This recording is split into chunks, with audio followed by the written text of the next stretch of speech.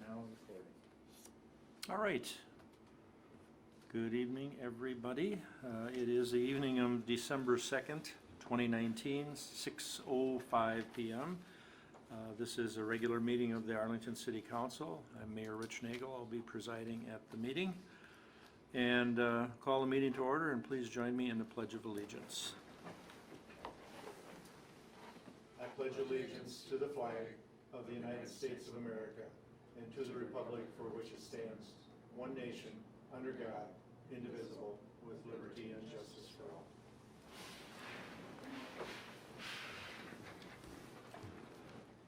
All right, we will have roll call. Councilmember Cowell. Here. Councilmember Gilman. Here. Councilmember Morgan. Here. Councilmember Batcher. Here. Councilmember Hattlestead is not with us tonight. I don't think he's going to be here, not feeling well. So 4 members present, 1 absent. And also at the table here with me on my left is City Administrator Pat Melvin. At this time, I would invite any changes in the agenda. Is this an addition then? Correct. Or okay. So November 14th workshop meeting minutes, have they been distributed, or were Yes, they? They were in the last, they were in the email that went out okay, this morning. okay, So, all right. You certainly, if you would like, you can certainly hold that over. That's right, I remember seeing them now, yes, I just didn't print them out for myself, but. So that is the only change, is the addition of item B on the consent agenda, November 14th workshop meeting minutes. Are there any other changes? Hearing none, a motion is in order to approve the, agenda. Motion to approve the agenda as amended. I'll second. Motion by Councilmember Batcher, second by Councilmember Gilman to approve the agenda as amended. Are there any more discussion items? If not, all in favor say aye. Aye. Opposed, no. Motion carried. Then we'll move down into the consent agenda. The 3 items this evening are as follows. Item A, November 21st, 2019 workshop meeting minutes. Item B, November 14th, 2019 workshop meeting minutes. Item C, approval of the bills. Make a motion to approve consent agenda. Second.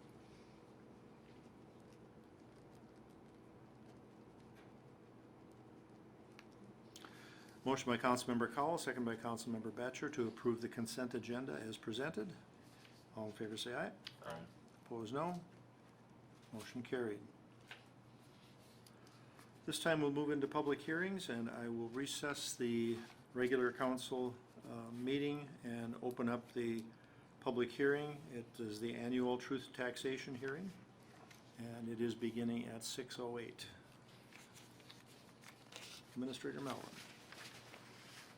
Thank you, Council. We have been through a number of different meetings, and so what I will do is there's a packet that's included here of information with the truth and taxation, going through individual budgets, and just pointing out some additional facts about what's happening with the 2020 budget. Because all of you have been involved from day one with this, for the most part, I did put together kind of a backup summary plan, which I will maybe move to that unless any of you have questions or want me to go in more detail through the handout that's provided.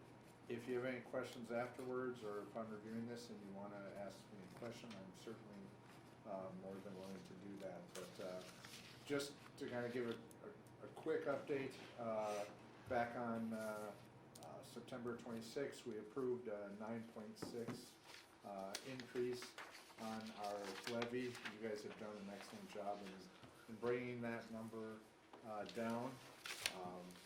What I will be doing is I do have scheduled a time with Tom Olinger and with Aaron, who are both our auditors, so they come and they audit our paperwork to go over a few things with them.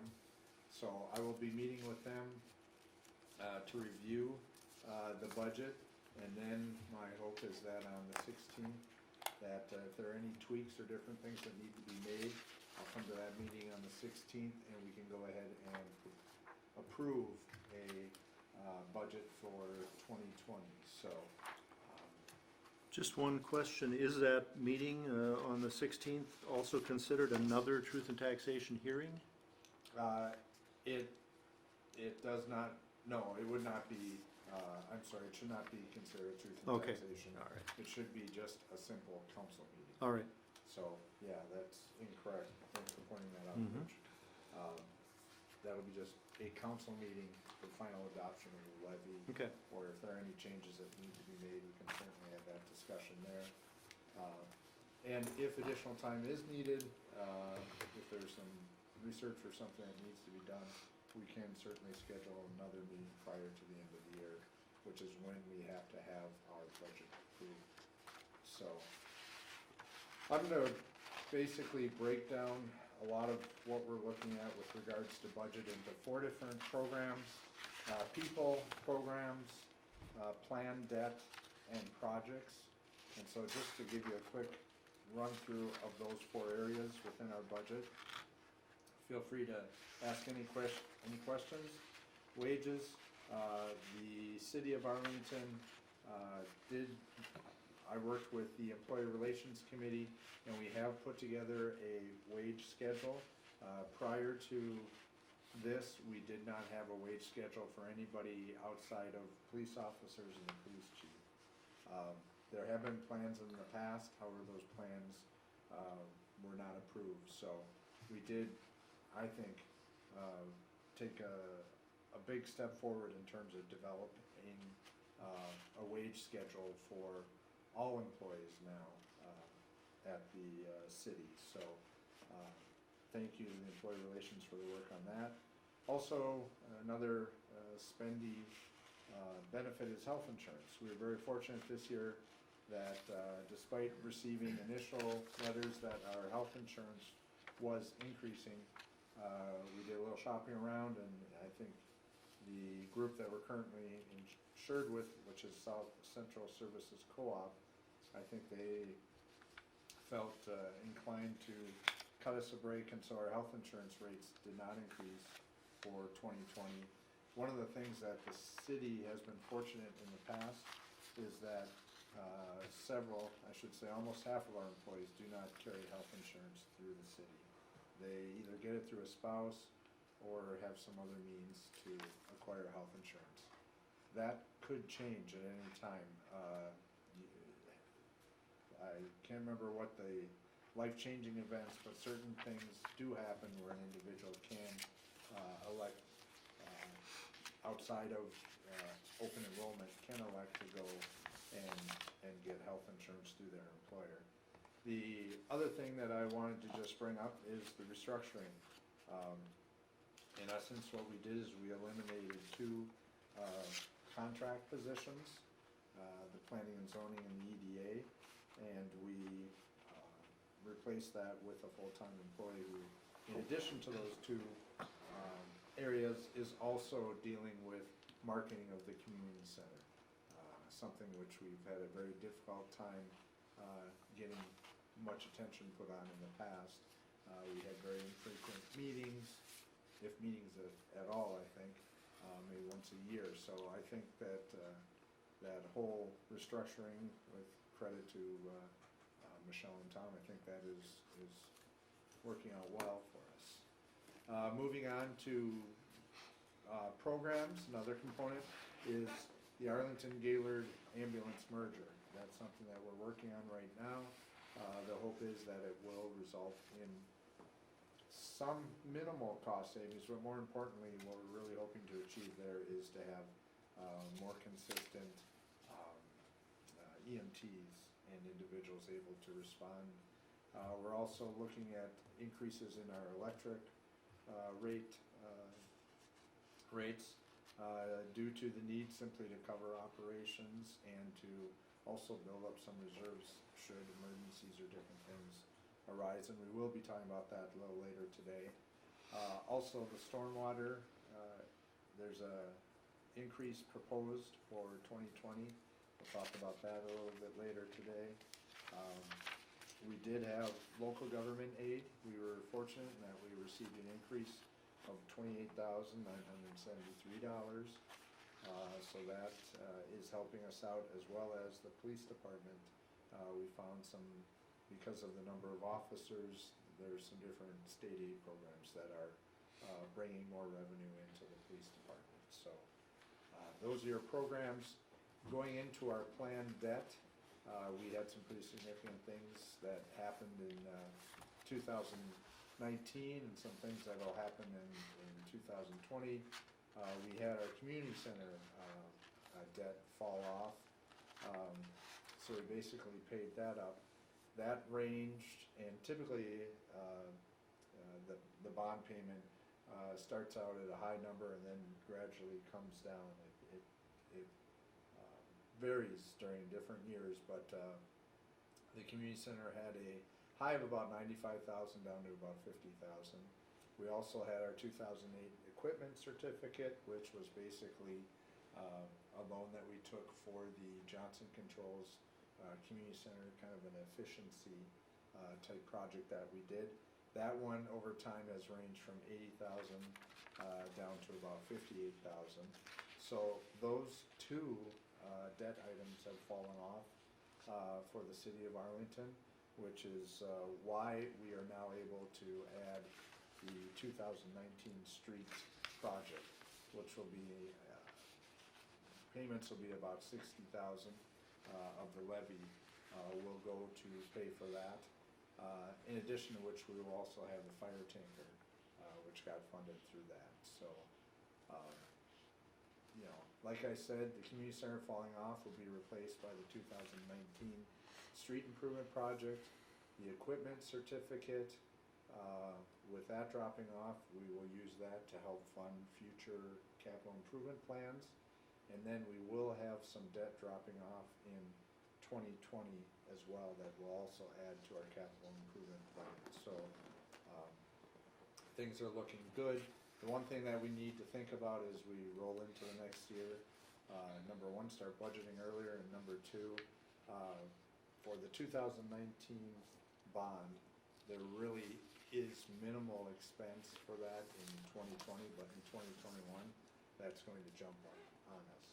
So we're going to have to try and find where to put those additional costs. When we talk about projects for 2019, you know, we're looking at Seduri Hops, and the city there has agreed to run infrastructure to their facility on the southwest side of town. That will be done in coordination with state of Minnesota through a cooperative grant. So they'll contribute half, we'll contribute the other half, and we'll get utilities to them, and hopefully that business will grow and be very successful. Also moving on to look at the capital improvement plan, we have $150,700 in the CIP.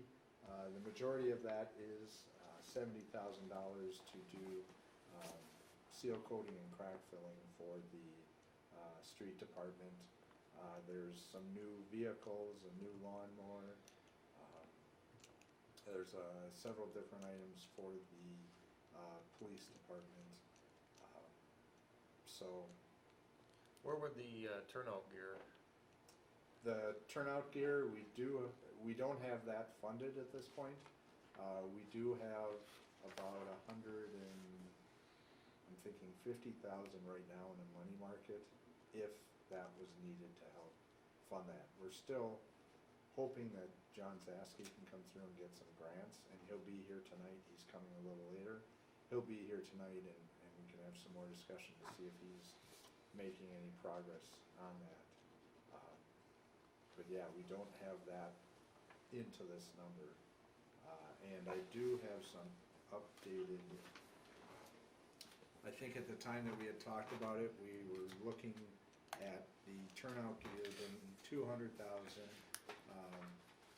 When I took a look at how much the city would contribute and how much the townships would contribute, we are actually looking at probably, having just over, if we were to do both the turnout gear and the air packs, we would be looking at just over 200,000. For the city's portion? Yes, that's just for the city's portion, so, just to go back, the turnout gear, was estimated at 200,000. Typically, when we have split costs in the past, the city's paid 62.5% of it, and the township has paid the remaining 37.5%. So we'd be looking at 125 for the turnout gear, which total is 200,000.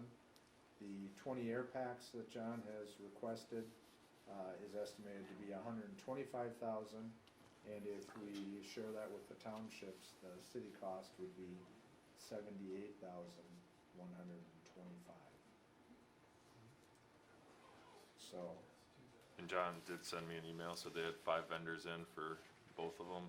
They spent 4 to 5 hours with each of them, and now they're waiting on quotes, Wow. so. He said it's harder to do this than a truck. Which is surprising.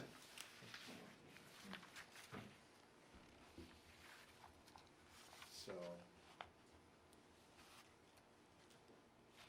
Then also to mention under projects, the street lights, we just confirmed that we received the 100,000 from MVEC.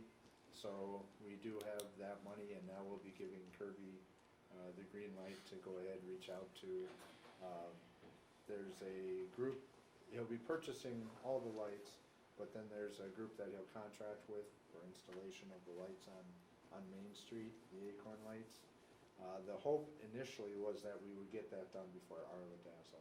Obviously, we had a number of hiccups in the process working with MVEC. This is their first loan that they've given out. So it's a 10-year interest-free loan, and so we'll run with it at this point, and then Kirby and Mike will be installing the lights that are not on Main Street. They'll be doing that as time allows. So we hope that they can knock those out relatively quickly. So. And there's some, actually some throughout town have been done already, have they not? Been switched over to LEDs? I know that they did get a few trial lights. Okay, maybe that's If the ones that I'm thinking of. Maybe, On the 2017 street project, it's right the corner where Galen Wells is. That's an LED, but how it affects the, this project, I don't know. If those get taken back out, and I wouldn't think so, but. I'll just make a note here. Yeah, there's just a few of them, so it's not that significant. Okay.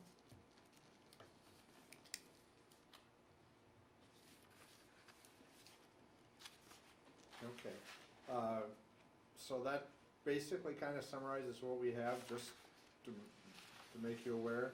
Our revenues are $1,637,510. The expenses that we show in our general fund are $1,648,832. So we've got about $11,322 between us and a balanced budget. So perhaps there's something that we can do to get that number to zero. Like I said, I'll be talking with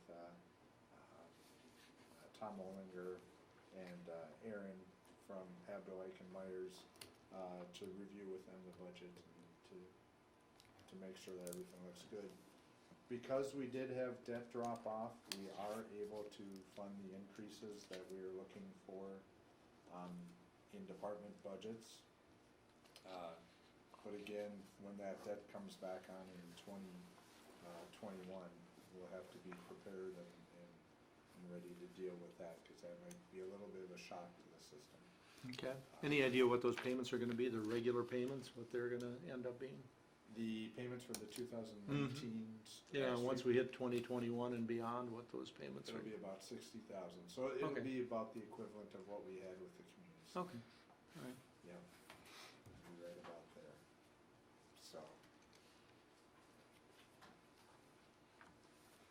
there any questions or anything that I can elaborate on?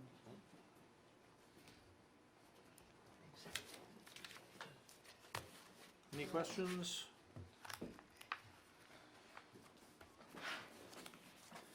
Hearing none, I would entertain a motion to close the hearing.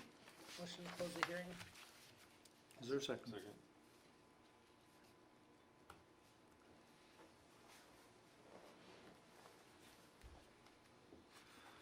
Motion by Councilmember Batchor, second by Councilmember Cowell to close the truth and taxation hearing. All in favor say aye. Aye. Opposed, no. Motion carries at 6:26.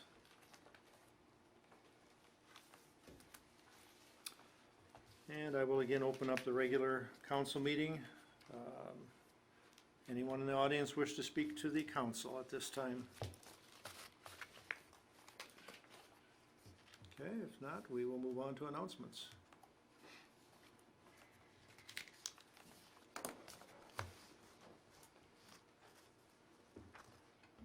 The first item that we have under announcements is the Arla Dazzle Designer Purse Bingo, which is December 6th. Doors open at 4, card sales begin at 5, and the games begin at 6:30. So this will be in the Arlington Community Center, and must be 18 and present photo ID upon entry. That's put on by the Arlington Chamber of Commerce. The second item is the Arlington Area Chamber of Commerce raffle. Over 25 prizes with a retail value exceeding $5,000.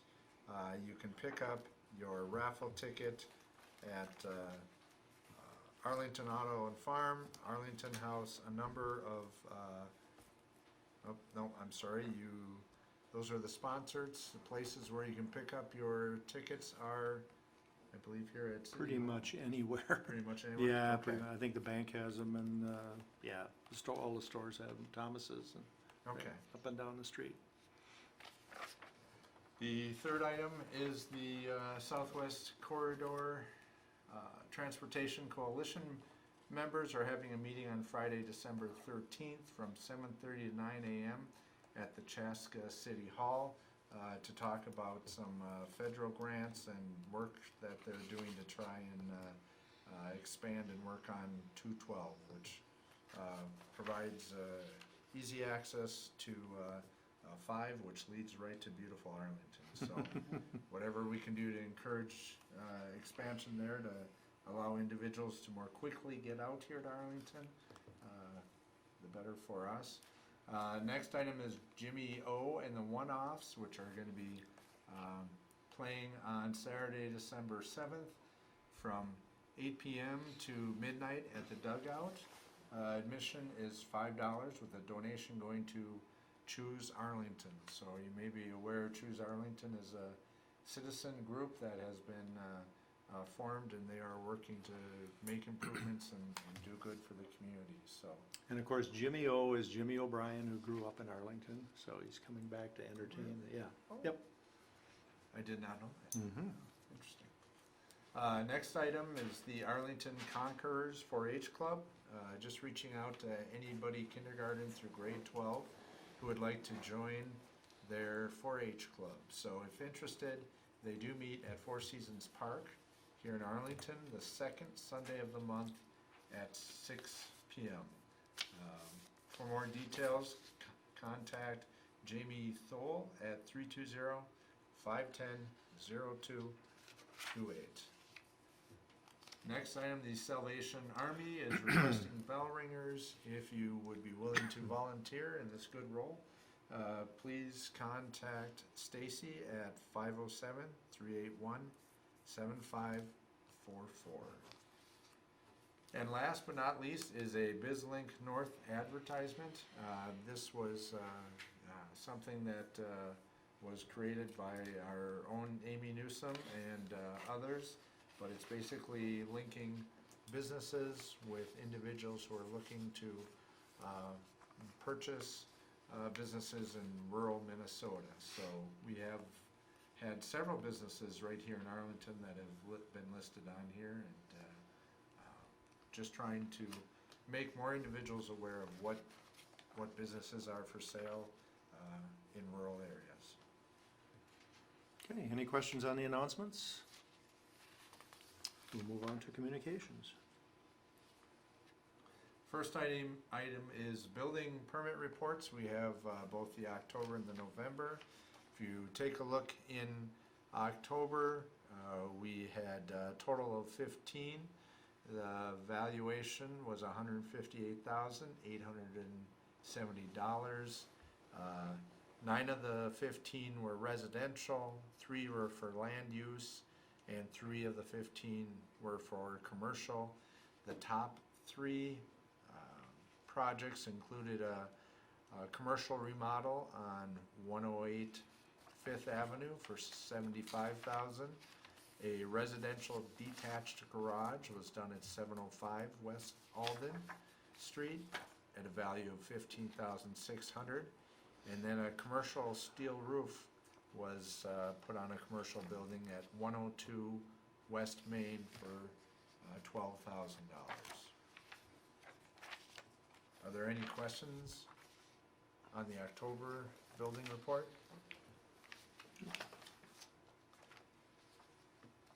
Moving on to November building report, we had a total of 9 projects that were done, all residential. We had ranging in price from $12,000 all the way down to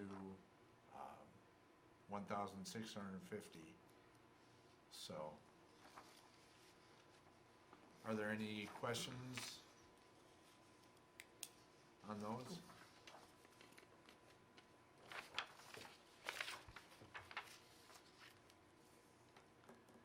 The next item is a letter from the Minnesota Department of Health, just simply informing council members that we have followed through and had our testing done, and that based on the results of what we turned in, our system does not exceed the action level for lead or for copper. So we're in compliance with that. If you look on the 3rd page of that document, you'll see that it lists out the locations where the testing did occur and the date that it occurred. So this is something that People Services works with us to grab samples. We submit those samples, and the testing that was done shows that we are in compliance with those levels recommended by the Minnesota Department of Health.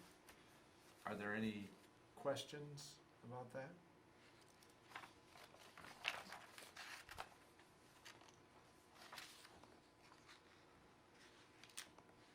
The next item is from People Services, the October water operation and maintenance report, as well as the wastewater operation and maintenance.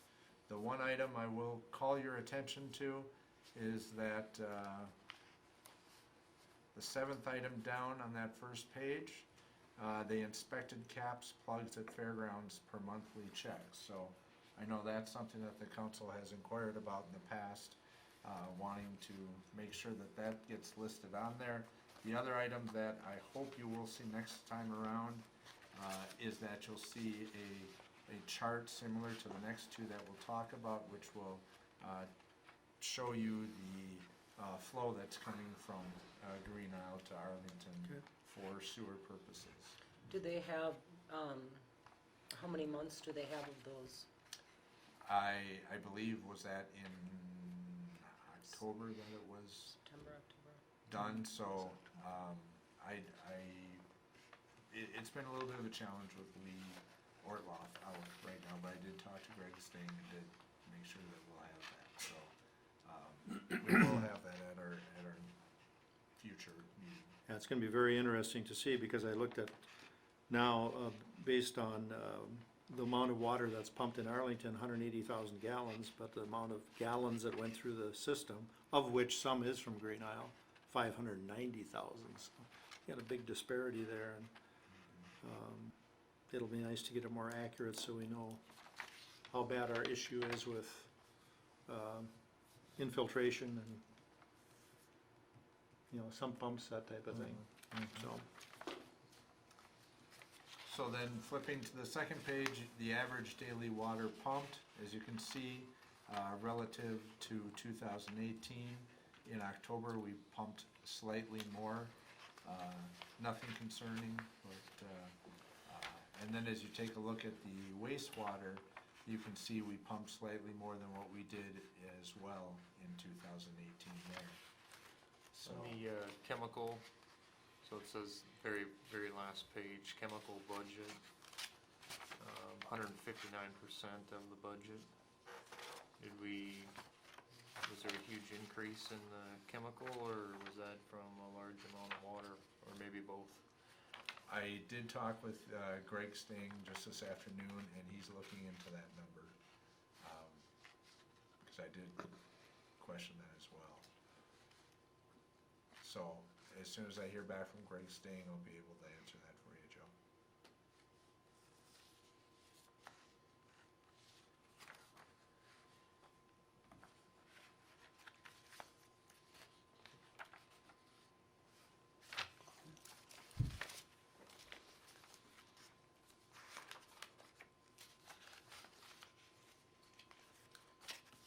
Okay, And you done? Yep. if there are no questions, then Right, any questions on that? Let the minutes read that John Zaski, representing the fire department, is here, Matt Nelson, representing Northland Drying, and Kurt Mank, representing the enterprise, and I believe it's Matt's turn to come up and give us an update on Northland Drying. Welcome. Good evening. Just bring everybody kind of up to speed.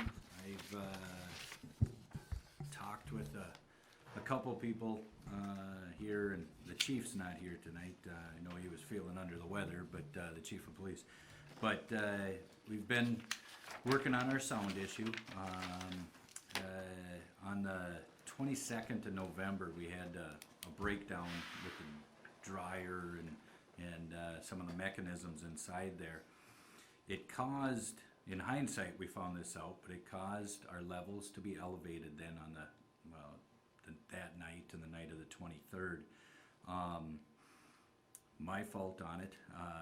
I got a text from the law enforcement officer that was on, expected a phone call, and with these iPhones I had texts muted and the calls to be audible. So I didn't get the text. I did get it the next morning when Chief Pedersen gave me a call and said, "Hey Matt, you guys are running loud." By that time it was 6 o'clock in the morning, so we did run per the meter readings on that the police department had. We did run loud one night. The next night, so we're the 24th, I got a phone call and I got a text message from two citizens here in town. Law enforcement was busy. They did try them first and then called me expressing that they felt that it was loud. I reached out to law enforcement, and she was actually out there doing a test right at that time, and she said, "Yeah, Matt, according to our machine, you're running at, I believe it was 55, 56. We need to move below 50 at night." So we shut down the plant. We didn't run it the night of the 25th. We tore apart that silencer that I talked about at the last meeting. Did a big scrubbing on it, tested it out, ran that next night, and we were running at 48 decibels back down below. Then we finally got the meter that I said that we were going to get, and it is. It's the exact same meter that law enforcement had borrowed from Minnesota Pollution Control Agency.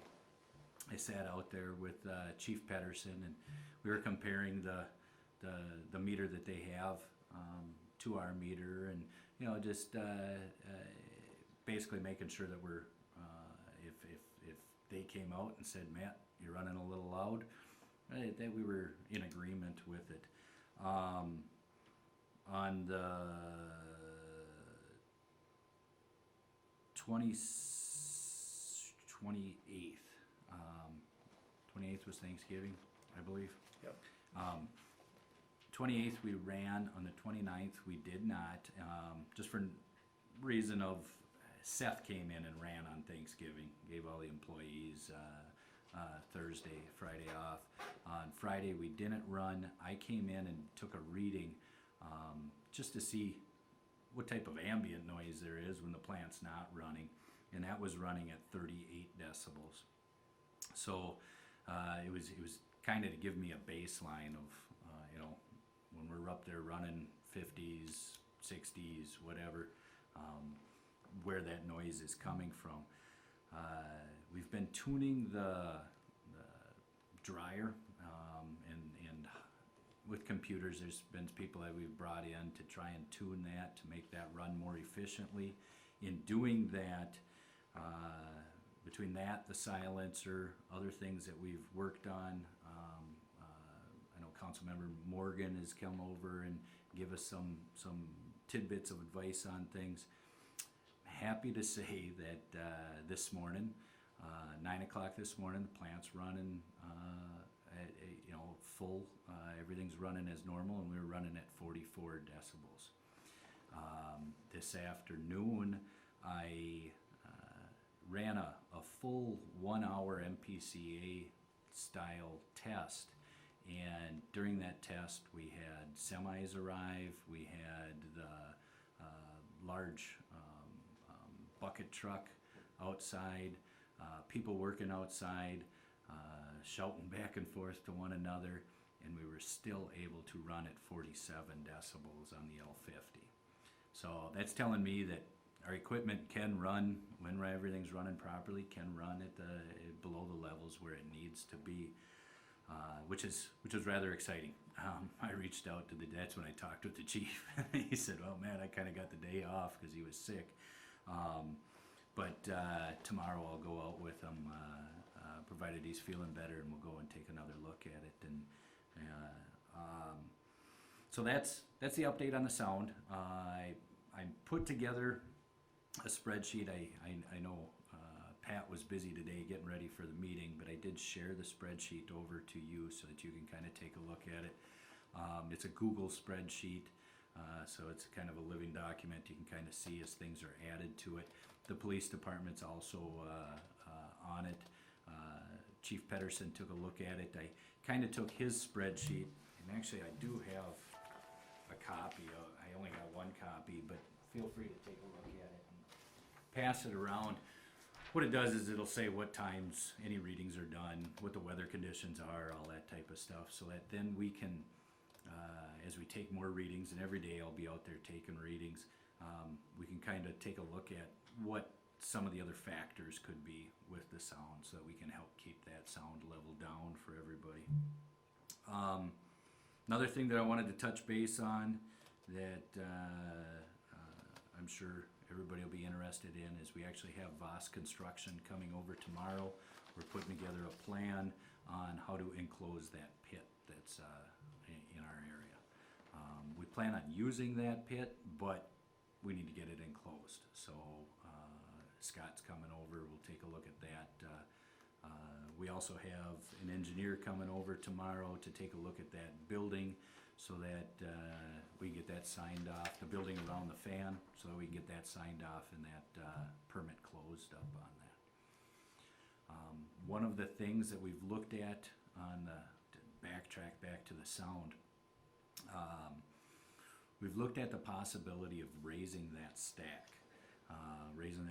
50 feet in the air. Now if we did that, we'll probably remove the silencer, but talking with other engineering firms that have dealt with sound in their plants, that's one of their recommendations. So that's one of the things that we're looking at. One of the things that we have to research first, and I reached out to Pat just before the holiday, so I know things get backlogged a little bit. There's a power line that runs through the property there. It's about 15 feet from the stack. Well, I know that there's codes. I'm not a electrical engineer, but I know that there's codes on how far away that stack needs to be from those power lines, and it has to do with how much power is running across those lines. So Pat was going to reach out to the electrical engineering firm, to find out what type of power is on there. We may raise that stack, which would even decrease those levels farther, is what we believe. And I did, after you and I talked, I had sent an email over to Kirk Court. I will follow up with them tomorrow too. Like I said, it was a holiday. I reached out to you, I think, on Wednesday. Yeah. So that's kind of, in a nutshell, what's been going on at Northland Drawing.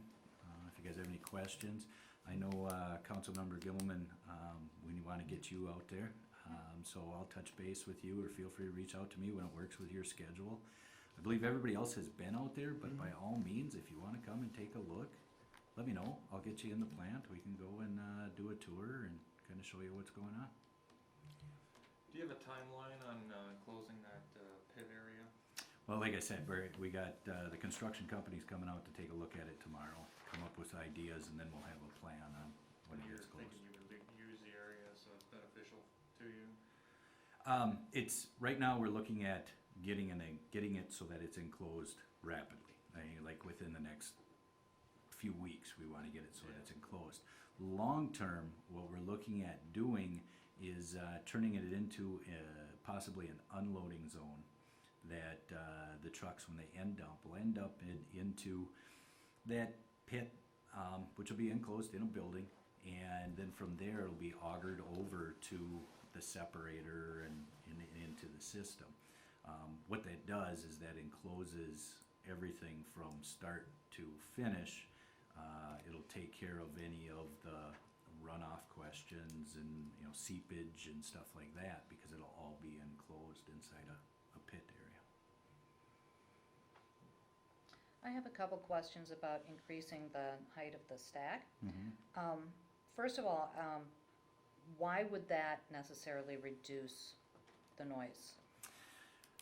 Now, I'm not a sound expert, but from the way I understand it is, if you get that, the higher you get that in the air, the farther it disperses out when it comes back down to us. That's the way I understand it. Like I said, I'm not, don't write it in stone, but that's the way that I understand it. If you look at other, and then after he explained it to me, if you look at other exhaust stacks in places, they're up higher than ours is. Ours is 20 feet in the air right now. So that's a pretty significant increase. Can we expect an increase in the noise level while that transition is happening, while you're increasing the height of that stack? Or is there a way that you're gonna control the noise during that? We'd be shut down when You'd be shut down during that? if we increase that, yeah. Okay. Yeah, just like anytime that we're doing anything major with that stack, the plant is shut down. For instance, when we took the silencer apart, the plant's not running. How long a process do you expect that to be? I don't know. Don't know. Yeah, I don't know. You had indicated if that stack was raised, there'd be some consideration given to removing the silencer. Do you have any indication if you'd put the raised stack on first and then see, would you remove the silencer, put the stack on, and hope that it was just as quiet without that silencer? Well, the thing is With the that, risk maybe having to put it back on again? well, you can't put the silencer 50 feet in the air without a crane to be able to manipulate it. And we don't have access to high-rise cranes. The silencer, something that was explained to me just today is that silencer is used instead of extending the stack.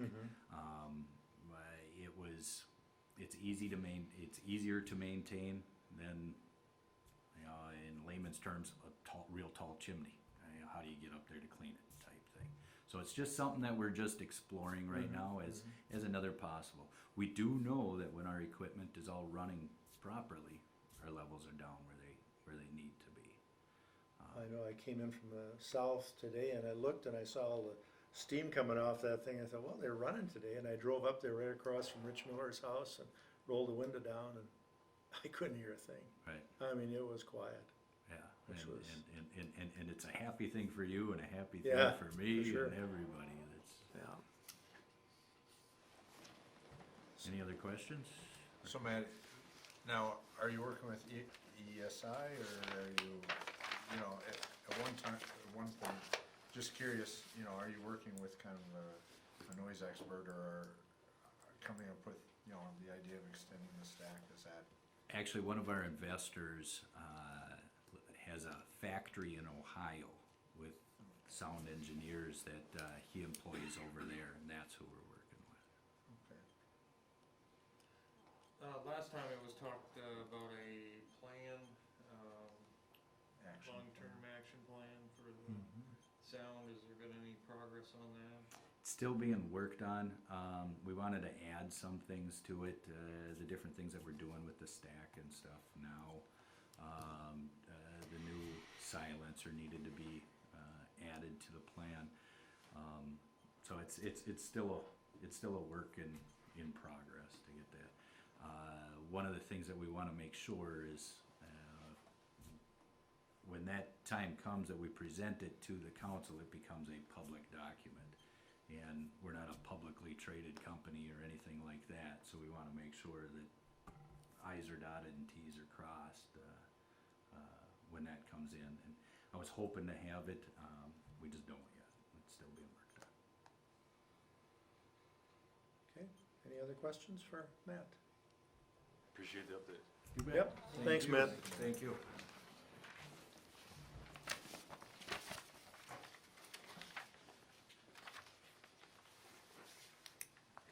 Maintenance department summary, do you have anything?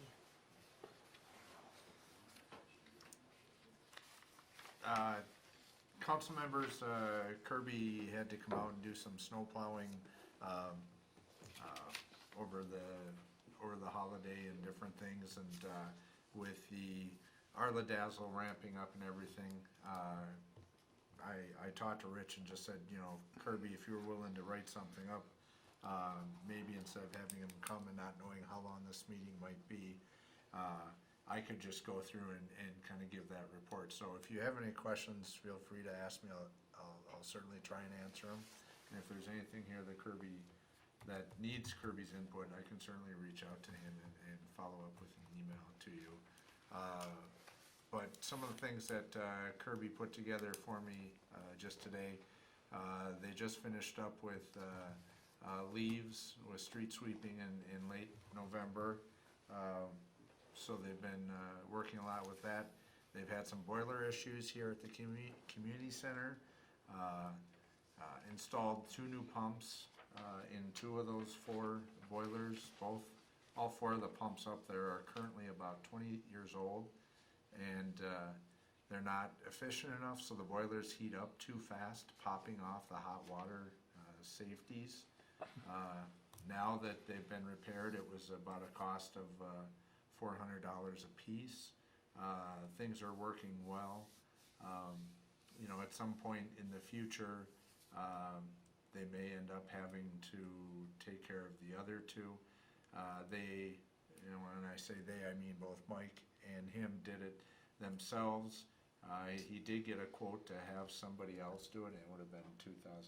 So he and Mike were able to do it for $800, taking care of 2 of those pumps. Kirby also indicated that he had replaced the bad air pressure sensor on a heater in the well house 2, which is located out there on East Baker and 3rd. Basically, they were in there picking up the Christmas lights, and they realized that the temperature had dropped, and so they were able to go ahead and fix that. It was basically a $20 fix that they were able to achieve there.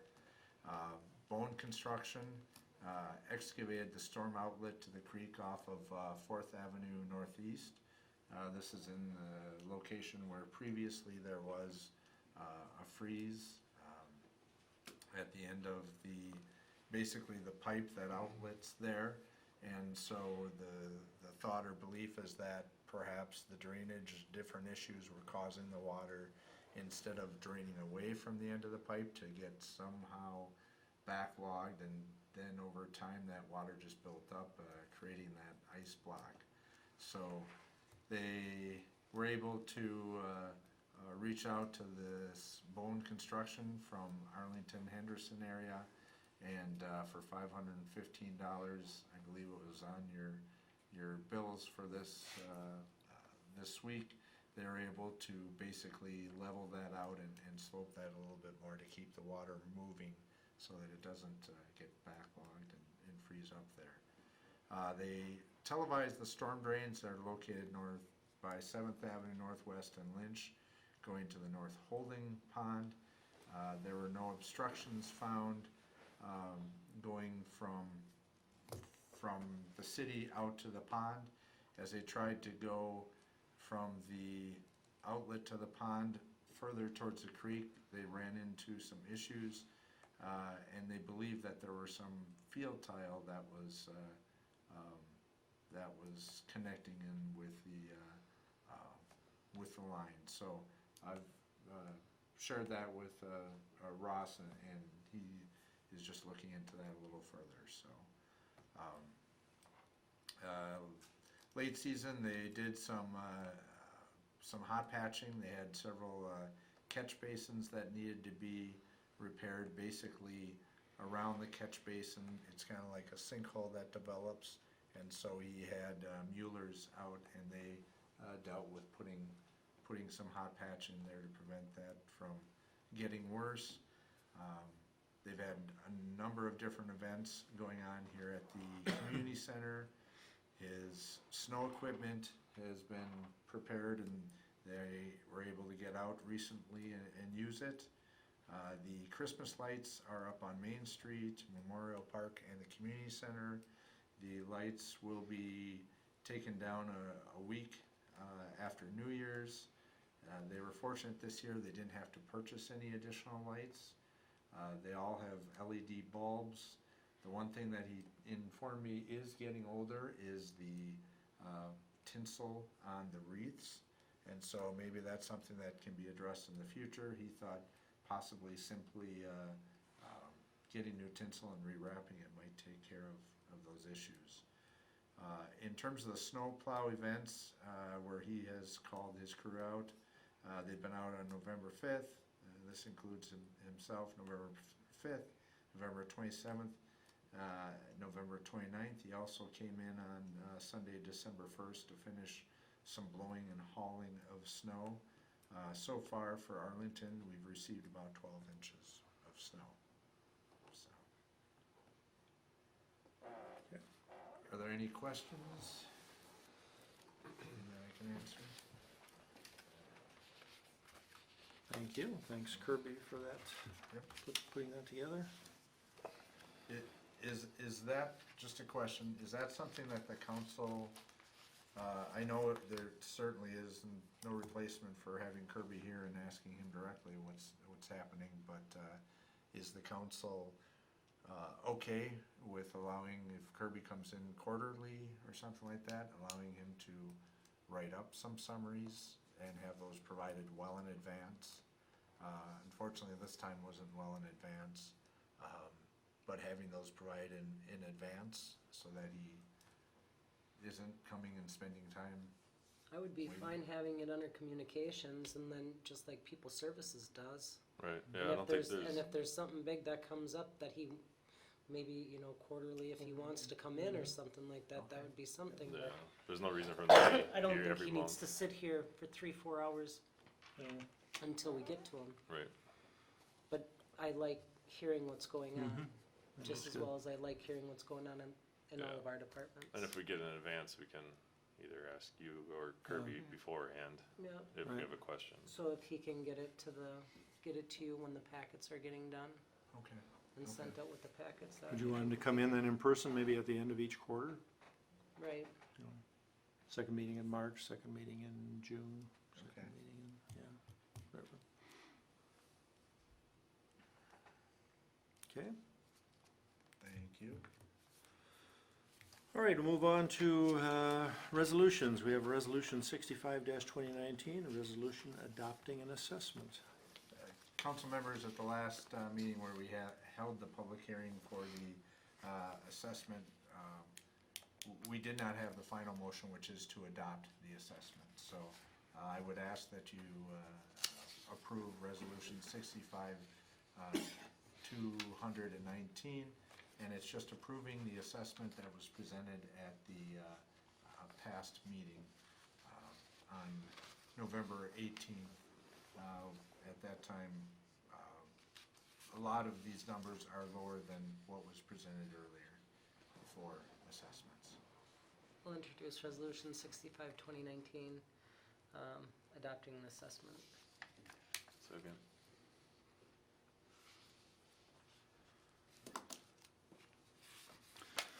Resolution 65-2019 was introduced by Councilmember Batchor, second by Councilmember Cowell. That is a resolution adopting an assessment, and that is in regard to the 2019 street project.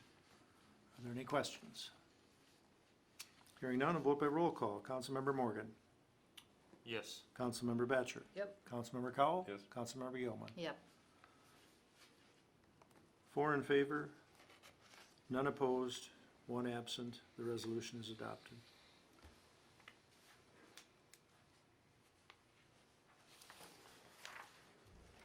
Resolution 66-219 is just appointing the election judges for the 2020 elections. Vicky Pomplume from the Police Department has done a wonderful job in the past of managing our elections, and she is planning to do so again for 2020. So you can see we have a number of wonderful volunteers who have helped out in making that happen. We're hoping this year that the addition of the polling pads, which we approved the purchase of 2, will make the flow and make things more efficient, so that the number of staff needed will not be what it has in the past, and will over time gradually get less. So What are those, the polling pads? What does it do, or what? basically you come up and you can scan your driver's license or an ID card, and then it will automatically populate a number of different fields. So it was something that Sibley County as a whole all the cities and townships went in to take a look at this equipment, and the majority of them are purchasing them. So Okay. We'll introduce resolution 66-2019, appointing election judges for the 2020 elections. I'll second.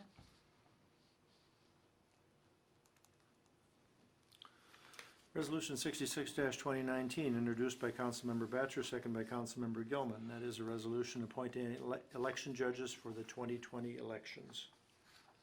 Any discussion? Any questions? If not, a vote by roll call. Councilmember Cowell. Yes. Councilmember Gilman. Yes. Councilmember Batchor. Yep. Councilmember Morgan. Yes. 4 votes in favor, none against, 1 absent. The resolution is adopted. Moving on to unfinished business, item number 11, approve, deny adding additional firefighters over the 30-member limit. could we possibly invite John, Chief Zaski forward? come to the table. Good evening, John. Hey, thanks for having me. Mhm. Can you make sure your green light is on, John, and we'll It get is you on on. camera? All right. So, do you wanna start with that, or do you wanna start with what I originally came for? Let's take this right now, as long as I announced it Okay. already, we'll go with the 30-member limit. Yeah, we have what you sent me in the packet. So, if we put 2 firefighters on, I have 2 applicants right now, and there's no guarantee they'll even pass our agility tests. But they only do schooling in winter, so if we don't put them on now, that means we have to wait a whole nother year. We have 1 fireman currently building a new house in Belle Plaine. I would say in another month or 2 he'll be moving. I know we're gonna have at least 1 retiring, and we have 1 firefighter that is not in good standing. So, it's not every day we get people applying for the fire department. We went for 5 years and did get 1 applicant. What does not in good standing mean? They haven't met their quota for fire calls or training. You have to make 11 drills in a year and 20% of the calls, and they haven't made either of that. Okay. So, and they happen to be one of our new firefighters, so that's not a good sign when we put somebody new on. And usually the new people are the ones that are gung-ho, make everything. And this particular person hasn't even finished their firefighter class yet, but they get 2 years to do that. So they have 1 more year of grace. So you mentioned 3 situations where those would be leaving or may be leaving. Mm-hmm. That means there's no way you'd probably exceed the 30 members? No. Okay. All right. Well, as I read it in here, it makes more sense to me, using, they have a year really to complete it, and while they're, or 2 years to complete it, but a year to do their training or whatever, the classes and such. But they'll be using the old gear, Yep. so we're not really purchasing new gear for. No, we wouldn't be purchasing any new gear. By the time we purchase new gear, I foresee there's gonna be a bunch of retired Some retire. personnel going.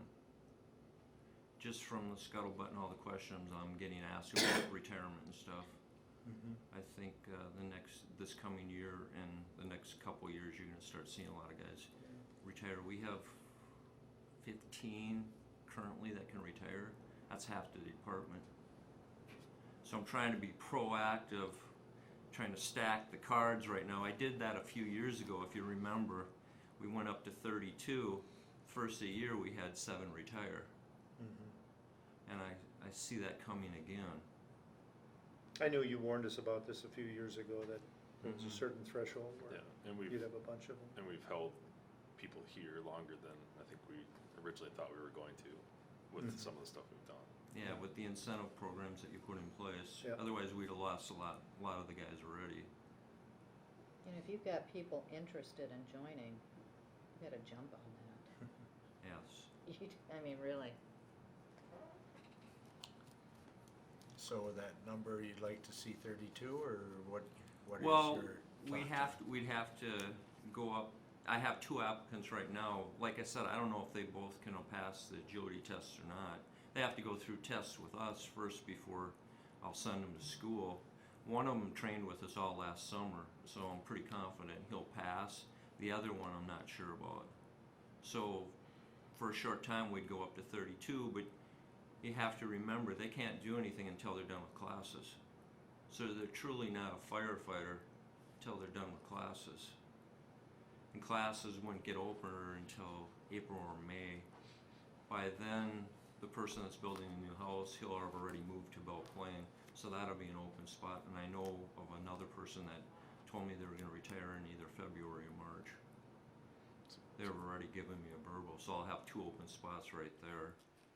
So basically what we're doing is covering just in case none of that happens, correct? Mm-hmm. So you're asking for the limit to be raised to 32, or just that it be raised over 30? 32 temporarily, Okay. so that I can get them into class. Well, if they're not technically firefighters, do we have to raise the limit? Yes, because they gotta be covered by our insurance. Well, I'll make a motion to approve adding additional firefighters over the 30 member limit temporarily. I'll second. What does temporary mean? Well, it's not forever. So we don't need to attach a number to that? Over 30 is good enough? We don't need to say 32? No. Okay.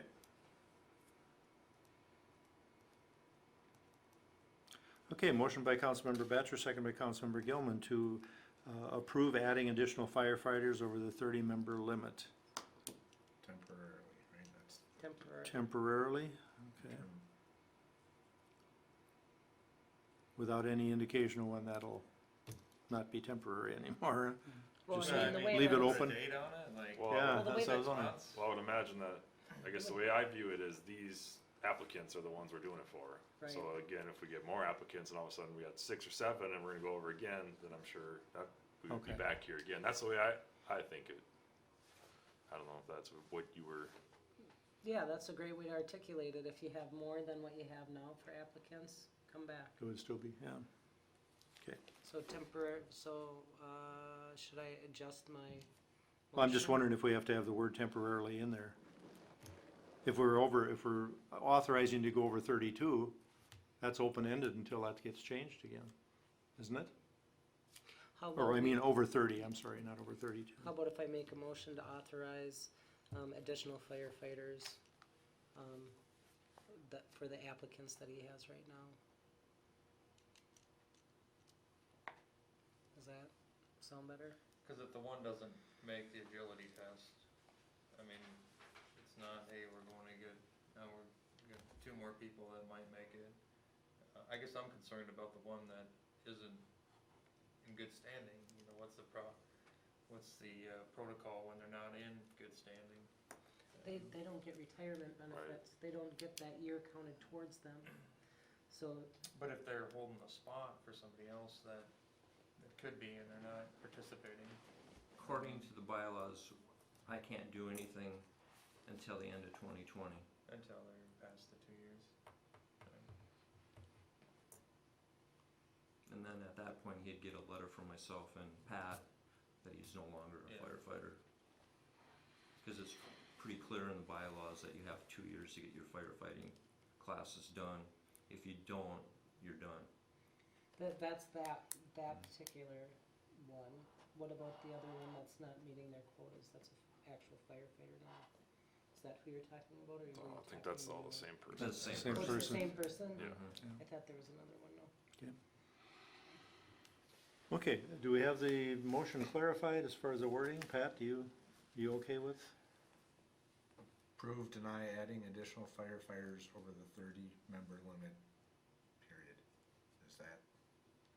Well, it's really for If- these 2 applicants, ain't it? Yeah.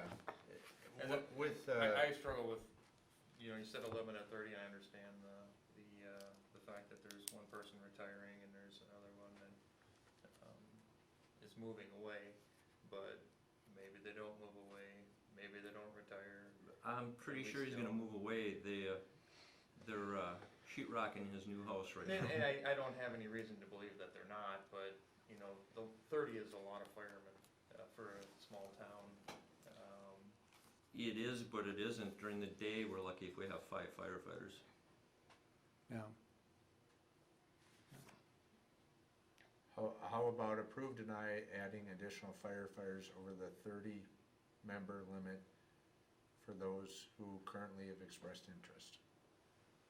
I mean, that way, if these guys go through, you can run with it.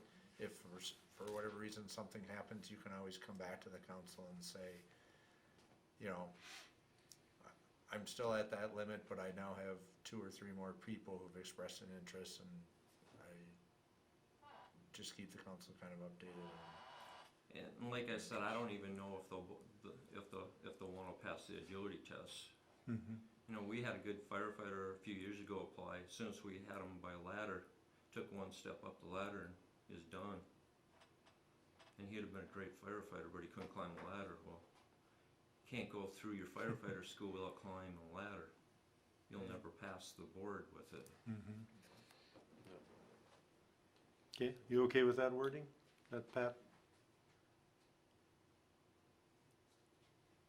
I'd like it, yeah. Okay, I'm just looking for Anybody? something that, I mean. I don't want you to again, vote on something you feel uncomfortable You about. set a limit for a reason, and I understand the circumstances, but, you know, things can change, and next thing you know, we got 38 firemen, just because.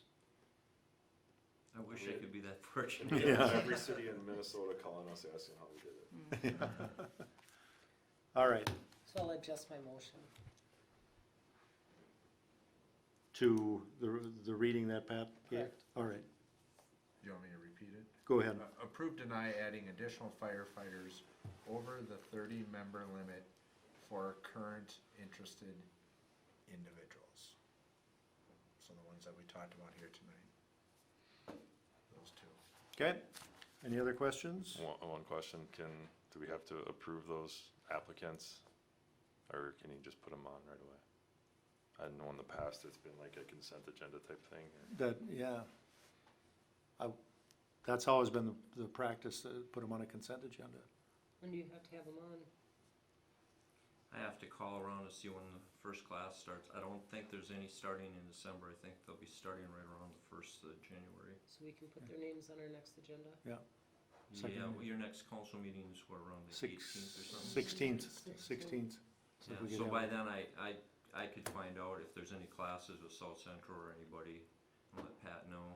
Okay, And you'll know if the other one can pass the. Yeah, that's the biggest challenge is gonna be to get a hold of them to bring them in to do the agility tests, and then they got a questionnaire and stuff. It's basically like a job application they have to go through. Sounds good. okay. All right, any other questions? If not, we'll vote on it. All in favor say aye. Aye. Opposed, no. Motion carried. Well, we got you, John. Adam has a list and I think I have a list. What? No, did you wanna talk to What? the grant, about the grant, or, okay. No, I thought I got maybe you nothing. had more issues, no? No, Okay. John, why don't you go ahead and we'll talk about the grant. Okay, I wrote a grant and I actually got it with the Minnesota Department of Public Safety. We were awarded $7,965 with an $885 match. I already have the money for the match, but I need your approval to accept the grant. And the way this particular grant works, I'll order the dryer, we'll get invoiced, the city will have to pay for it, and then the state will reimburse the city. Sounds good. I'll make a motion to approve, Is- Chief Zaski. So this It's on isn't, here? this isn't on here, is it? You know, because there's no city money, There is city Yeah, money. you gotta buy well, for You have to read didn't you say that you had? just the 885. Right, but the city will have to write the check for the initial purchase. Well, okay. And then the state will reimburse the $7,965, and the fire department will write the check to the city for the rest of the money. And since I got this grant, the grant that I wrote this for, the department is gonna actually kick in more money, and they're gonna get a bigger dryer so we can dry more gear at once. I don't know if you remember, those of you, when I did my budget, I had in there for a grant for, if we didn't get a grant or something, we'd have to probably buy more turnout gear with the switch over. Well, we got a grant, and I got the funding to cover everything, so. What's the total cost on it, John? It's actually, I'm bidding it right now, so it's gonna be somewhere between $8,000 and $10,000 now. Okay, I'll make a motion to approve, the city paying up to $10,000 for a dryer, with, how do I, with knowing that, Chief Zaski got a grant for $7,965 that will be paid back. Second. That makes sense. If you wanted to, you could note in there that the fire department's gonna cover all additional too. With the fire department covering all the additional costs above and beyond the grant.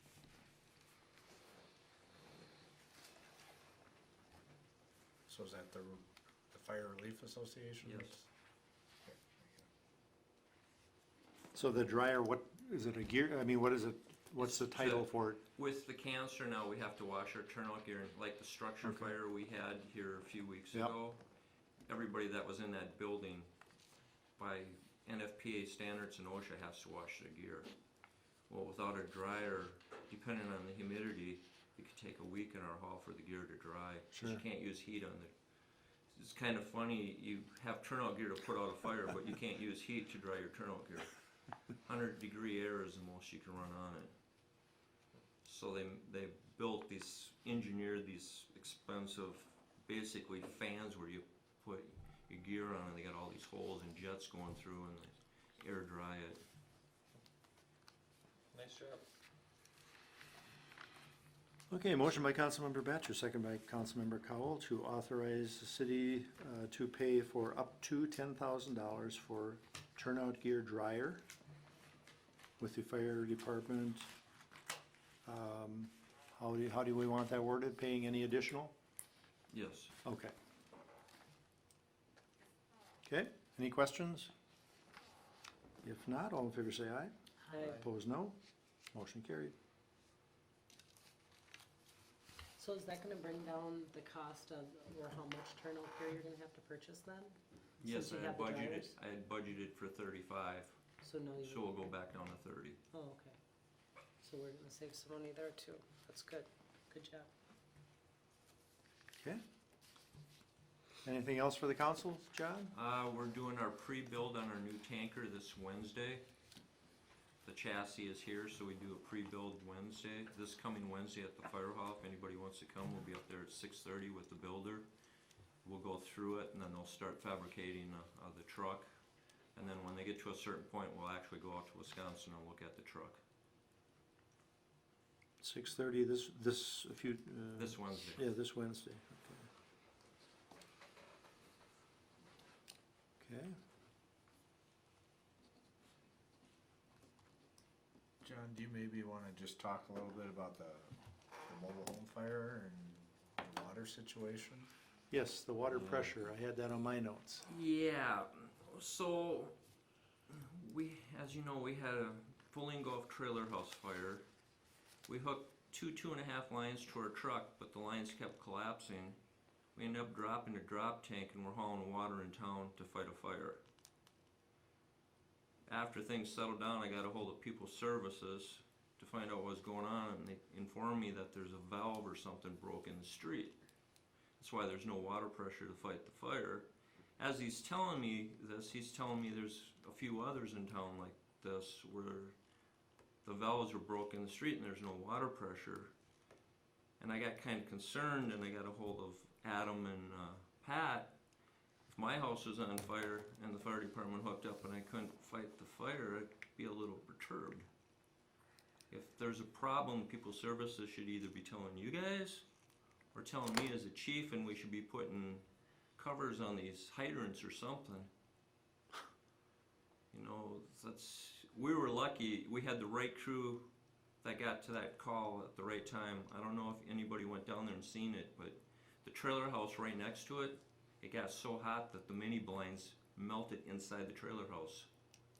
I grabbed the front bumper crosslay, threw it down with what we call a water wall, and Tim Hageman was running the truck and he hit the water wall and it cooled off that trailer house enough that it didn't start the next one on. But that could have been a big catastrophe. That could have went just right down the line with no water. But when we pulled up, we had 1,000 gallons on the truck right away and we're hooked onto a hydrant. But it didn't take us long to run out of that water. And we're calling for tankers, and it's like, what's going on? We got 3 hydrants here and we don't have any water. So I brought it to Adam and Pat's attention. It's like, I think we need to fix this. If that would have been by the school, and People Services didn't tell me where the other ones are. But if it's by the school or a church, there's no way we can haul enough water. My way of thinking is if you know there's something that's not that valve, it gets fixed, no questions asked. I mean, that's about the most primary safety concern in the city. Mm-hmm. And that's never been brought up. Never been brought up. We need to talk to People Services, ask them why they haven't brought this to our attention. And I did raise this concern with Greg Stang, so he's looking into that as well. And will be getting back to me. So as soon as I hear that response, I'll share it with You didn't have anything to Chief. say about it? Chief Zaski. He was not aware of it. I think that, Lee really had his finger on Lee Ortloff had his finger on things that were going on here and was dealing with a lot of the day-to-day stuff through his guys. So Greg was going to look into it. He was not aware of it. So what personnel at People Service did you talk to that told you about these other issues? Little Lee, I don't know his last name, I Yeah, just call him Little Little Lee. Oh, Little League, okay, Foreseer. okay, So all right, Well, then maybe we should ask him. yeah, I would say. and Because I have talked to him as well. if these areas are identified Same as question. not working or the valves being froze or whatever, Well, at That least needs the fire department needs to know, number one. yeah. I mean, we need to know, the fire department needs to know, so you have a backup plan. Well, they must have identified them this summer or this fall when they were going around testing, the hydrants and stuff. That's how they know Yeah, you'd about think it. they flush all the hydrants, they wouldn't know Yeah. which ones. So they took that job away from you guys, right? We used to do it, and I don't know if you remember, about 2 years ago, we had the fire out at the fairgrounds. We ran into the same problem out there. We didn't have any water, and then we started by where Liberty Station was. We went down the block, and each block we went, the water pressure got less. And I got a hold of Lee that time, and one of their past employees never opened one of the valves in the cross intersection. So it wasn't looped, it was only feeding one way.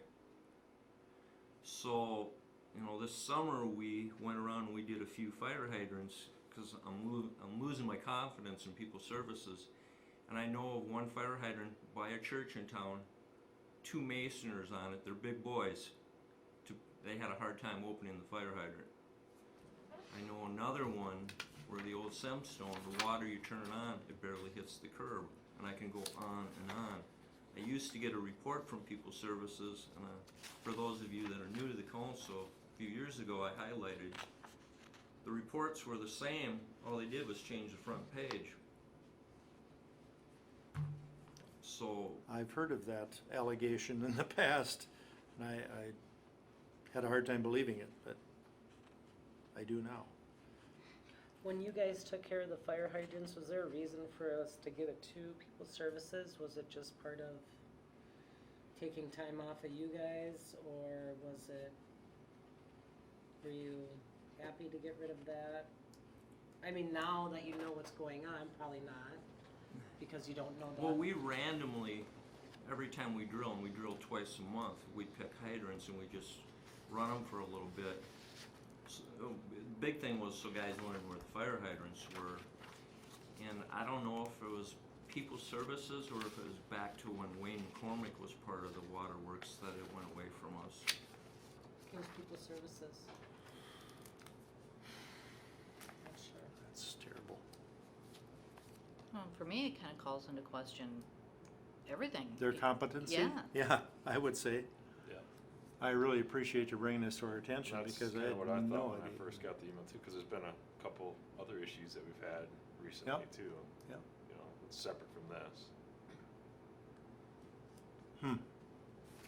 I hate to be the bearer of bad news, No. but it's public safety. I'm sure if it was by your house and there was no water, you wouldn't be too happy. Right. It was Is the by thought- somebody else's house and I'm not happy. Yeah. Is the thought that you know, they just didn't cycle it fully, so the valve is sticking, so you can't get it open, or is it? No, he valve was, from rusting, or- Lee was pretty to the point that it was in the street, there was a problem. There was nothing with the hydrant. Now, there's a valve in the street, right, that Mhm. feeds the water to the hydrant? So I wonder if those probably don't get exercised, if that's the problem, but, Well, they're supposed to. They got a little machine that they go around and they pop on there. They Mhm. used to do it by hand, but now they got a machine that they spin them with. okay. And you can see around town, it's kind of hard now, but they painted all the covers where the valves were with blue paint. Okay. Well, bad news or not, we appreciate your sharing it with us. It's something we cannot wait to look into. We need to do it immediately and get things moving in the right direction with repairs if need be. So, So you're confident, you don't have any confidence in them, so as far as them checking them, how do you feel about that, or is that something that you guys wanna take on again, or what, or? I lost all confidence a few years ago when we had the Horsewind fire and we were trying to load water by the fire hydrant by Zion Lutheran Church and we didn't have any water. And that's gotta be 5 years ago, the Horsewind fire? I'm not familiar with that one. So what do you think as a solution, John? Do you think that we Well, continue to if let if there is a problem with the hydrant, first of all, the council should be told. And it should be up to you guys if you wanna fix it or take this liability, cause the liability comes back to the city if there's a problem. So, if they're not telling anybody, we can't prepare as a fire department, you know, don't go to that hydrant, go to a different hydrant, or they should be bagging the hydrants. You know, most towns, if there's a hydrant that's bad, you'll see, you go by, you'll see a gunny sack on them, or they'll have a yellow bag over them that are tied off. That's to tell a neighboring fire department if they come to town, don't hook on that fire hydrant, it doesn't work. Well, they're not doing that. I would say that we need, first of all, ask some questions. I would hope that they hadn't said something and maybe we just didn't know, but if they hadn't, then there should be an explanation to, you know, what's going on and share the frustration and dissatisfaction with the service that's been provided, and how are they gonna do it differently? Or not being provided in for multiple years. Yeah, really. Did the city receive a report this year on hydrants? I didn't. I don't remember. I don't remember a specific one, no, I don't. Seeing that used to be something we would receive twice a year. But were they correct? Were they accurate? You said no. No, just So, the front page was accurate because they changed the, all right, so whether you got it or not, it probably would have been inaccurate. No, again, I just assumed that, hey, if there's a fire hydrant there, there's water there, you know. Nothing to tell me different that there wasn't. But now with these issues, that's inexcusable. They need to be held accountable. They certainly do. And as far as the city is concerned, now that this council knows, we have to fix them. I mean, there's no backing out and say, well, I don't think we're gonna fix it. You just don't, once the issue is brought to our attention. Just like rotten highline poles. If somebody says they're gonna rotten highline pole, you don't ignore it, you fix it. Or at least identify what's going on so the fire department knows. And then from there, yeah, let's go ahead and see what we can come up with or do. unfortunately, the cost to fix them in winter is considerably higher than summer. Right. But at least if you have a map, A map or they bag them. either or, yeah. I mean, however, whatever you prefer Yeah. them to bag them, Bagging would be Bag the them. quickest would- way to identify them. say that they need to bag them, like ASAP. Yeah, Because And give the report to Chief if we get a Sassy. map and Gaylord comes in or Green Isle or Henderson, they're not gonna have that map. Right. They're gonna be looking, if there's no bag on it, they're gonna assume they can hook on and go. sure. Okay. Okay, well, thank you for Before he leaves, report. we had a question the other day that was brought up by a council member, and I believe it was in response to medical calls. I think, was it Tom who asked the question about when they arrive on the scene for a medical call, that you're prohibited from charging for that? Was it from, does anybody else recall that? I remember it was brought up in conversation, but I don't remember who asked that.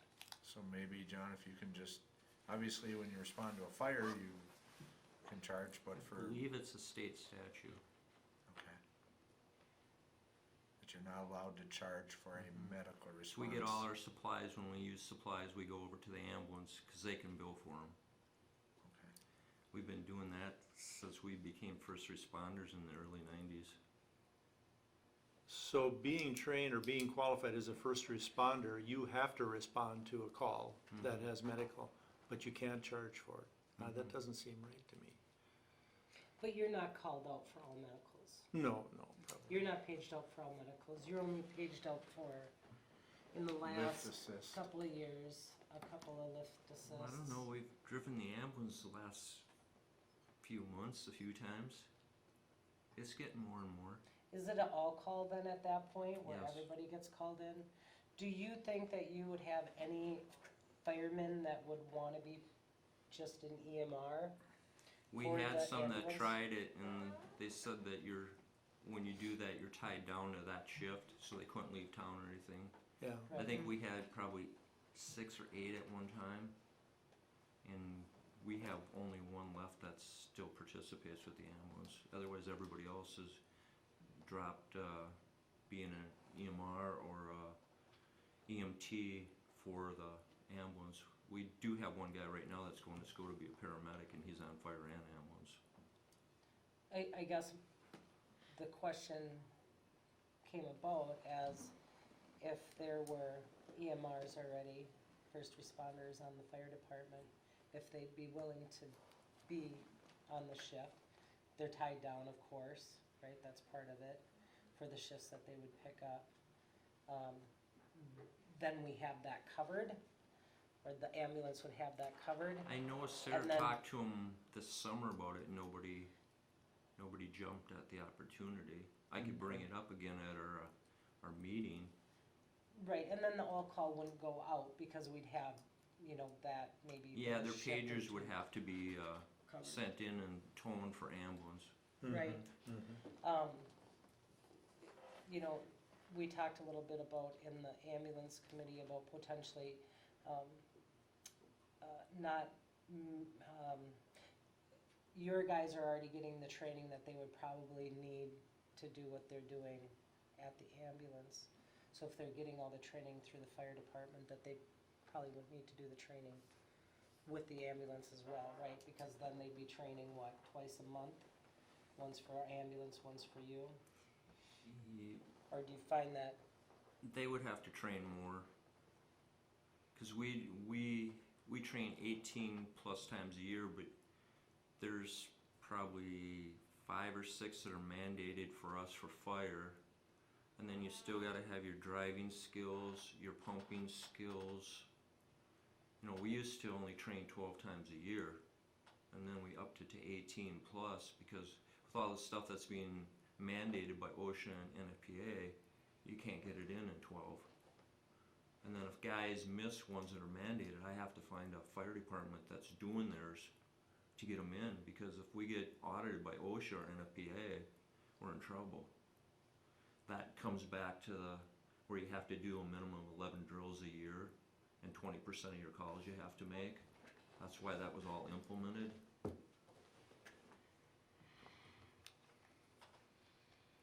I can bring it up. We moved our meeting drill up a week because of Christmas, but I can ask them again, see if there's any takers.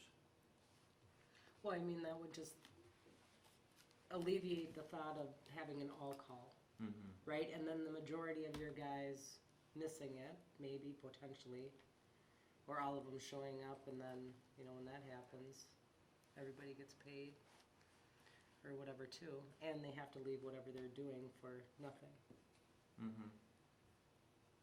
All I can do is ask. I can't guarantee anything on that one. I know there's been, like I said, there's been some that have done it and come back, and they said they were tied down too much because they were always on call. Well, would it change at all with the Gaylord thing? I mean, if they were in Arlington or Gaylord, would it matter? Or is it just they wanna No, they'd have leave to, town and go to Mankato or something? they'd have to, if the ambulance portion is, manned out of Arlington, they need to stay in Arlington.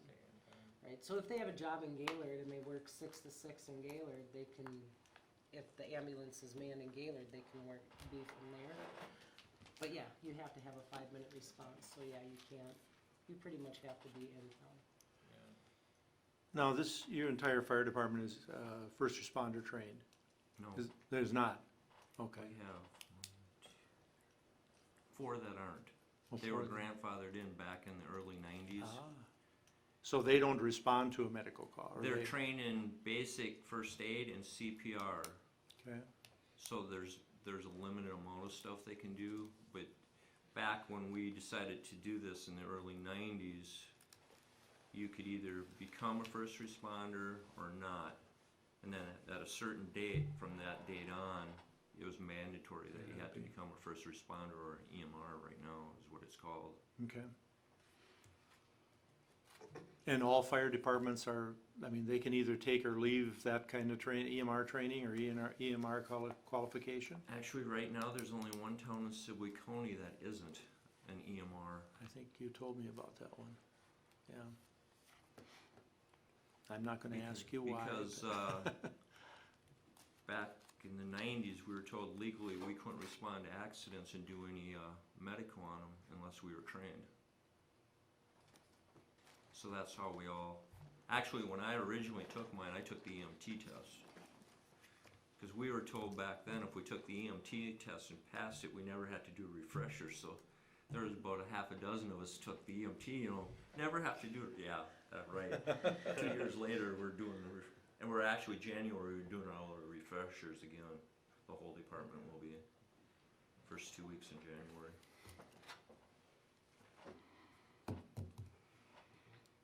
All right, any other comments, questions for Chief Zaski? I promise this is the last one. You're kidding me. When we get Chief Zaski here, we gotta It's make, just, any update on the failed pumps and making those repairs? We are scheduled, but with the holidays and stuff, they will not get fixed until after the first of the year. But we are covered because our pumps pass the pumping part, they don't pass the vacuum. But since we're on the books to be scheduled, we can't be fined because we are scheduled to have them repaired. So I checked on that right away to find out if there was anything with that. And it's the vacuum where we're having an issue for pulling water. Once we get it pulling, we're fine, and that's off a drop tank. But with our senior firefighters, they all know to pull the water off the tank on the truck first before you start sucking out of the drop tank, because then you already have water there instead of trying to do a dry pull. So we should be okay. And Peeps has done some work on the trucks, and the guys on the department have done a whole bunch of this stuff already. So there's be miscellaneous for some parts and stuff. There's a lot of miscellaneous items on there that I was sure that you guys were gonna do that yourself. I mean, Yeah, we've done quite a bit of it already. Okay. And I talked to Paul Peeps, I don't know if you guys are familiar with him, but I showed him the sheet that we have to have filled out and gone through the trucks, and he looked at it and he can do that all. So after the first of the year, the only thing we'll have emergency apparatus do will be our pumps. Everything else we'll have Paul do, and it'll be a fraction of the cost. Good. And I'm sure once word gets out on that, our neighboring towns will be using it for that. that's good for Paul. All right, any other questions, comments? Gonna let me go this time? Well, turnout gear and SCBA. I know you're working awfully hard to try and get grants. So we had 5 vendors in, 5 different nights till 10:30 to 11:30 at night, specking out SCBA's and turnout gear. Nobody has gotten any of their prices or specs back to me. This will probably take, I'm guessing, a 2-month process. There's only like 2 vendors that make the material for turnout gear. But if I go to you, you'll call your exterior blue, Adam will call it red. Well, we have to sit and look at the specs now and make sure you're not bidding the cheapest garment there is and he's at the most expensive. So there's, I would guess 2 months just on the clothing to take the specs, because nobody will call it the same thing. The only thing we found that they call the same is the interior, the blue ice. Otherwise, everybody has a different name for the outside.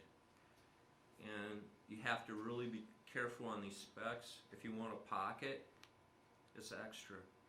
The gear come with no pockets, nothing. It's just the shell. So if you want a radio pocket, you have to spec it. If you want a place to hang the mic, you have to spec it. If you want pockets in the bunker pants, you have to spec it. If you want it in the coat, you have to spec it. Well, did you give them a spec on what you wanted? Yes. For them to quote? Yeah, so they should be quoting what you're asking for. You would think, but I guarantee you, somebody will leave one thing off and we'll catch it, or we'll make the purchase and it's like, wait a minute, there's no knee pads in. Well, was it? Yeah, it's in the specs. Well, yeah, we just put this piece of leather in the knees. No, the knee pads have to have padding in the knees. So there'll be all kinds of little things. if you want a zipper or a Velcro. It's crazy. The flap that goes over the zipper, do you want a 2-inch, a 3-inch, or a 4-inch? Some of them don't offer a 4, they have standard as a 2. Some don't offer a 2, they have standard as a 3. So it used to be the pockets and everything came with the, now all the pockets, everything are, do you want liners in your pockets? Do you want your sleeves so when you go up like this, there's a cuff inside that the water doesn't run down?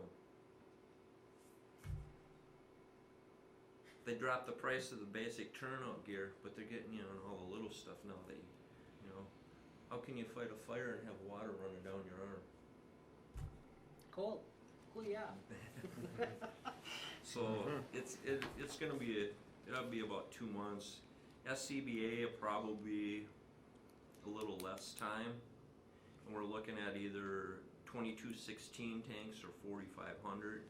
There's pros and cons with the new NFPA now. The tank alarm has to go off at 30%, where it used to be at 20%. So that means if you're inside a fire, the alarm's going to go off sooner, so that means you have to get out faster. Is 2216 enough time to get you inside a fire to do something, or you got to go to the bigger tank now so that you actually have time to do something when you're in there? Talking to the neighboring towns, most of them are changing to the 4500 tanks for that reason. And then there also is a 5200 now they came out with. And then when you start switching tank sizes, you got to be careful, because if you do that, then every truck has to be refitted for where the tanks hold. So it's a chain reaction. You got to be smart when you do this, that you don't go buy this and then you got to retrofit your trucks. And then I'm in here saying, hey, I need $10,000 to retrofit my trucks, and you're going to say, you should have caught that, right? Yes. So there's a lot, and our air compressor, when we were smart when we bought it big enough so that we could go up to bigger tanks, kind of thinking that that might be the future. All we got to do is change the regulator, and it's about $100 part, because I already had them look at it. So I don't know where we're going to go. You go to the 4,500 pound tank. We'd never think this, but air has weight to it. So when you strap that tank on, you gave them 5 pounds on your back. Now if you're in there working on a fire, 5 pounds is a lot of extra weight on your back. It's not simple like it used to be. Did I answer your question? Or did I confuse you more? So what do you need, I guess, from the council? We know in June the turnout gear is going to be due.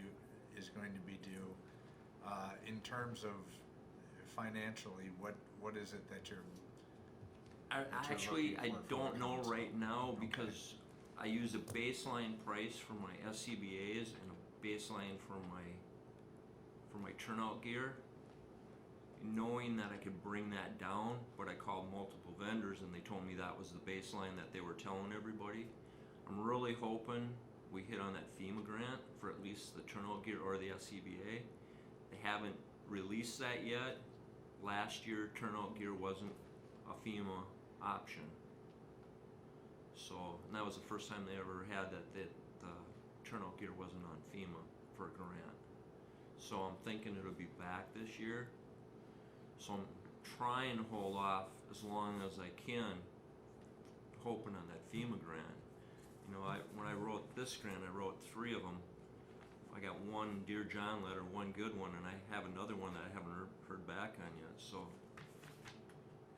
hey, I'm hoping we get the FEMA grant. Would the FEMA grant be for like a matching 50-50, or what does a FEMA grant typically? No, it depends on how they structure it. In the past, it's been like a 10% match or something like that. Sounds like about what this one was. Yeah. Mm-hmm.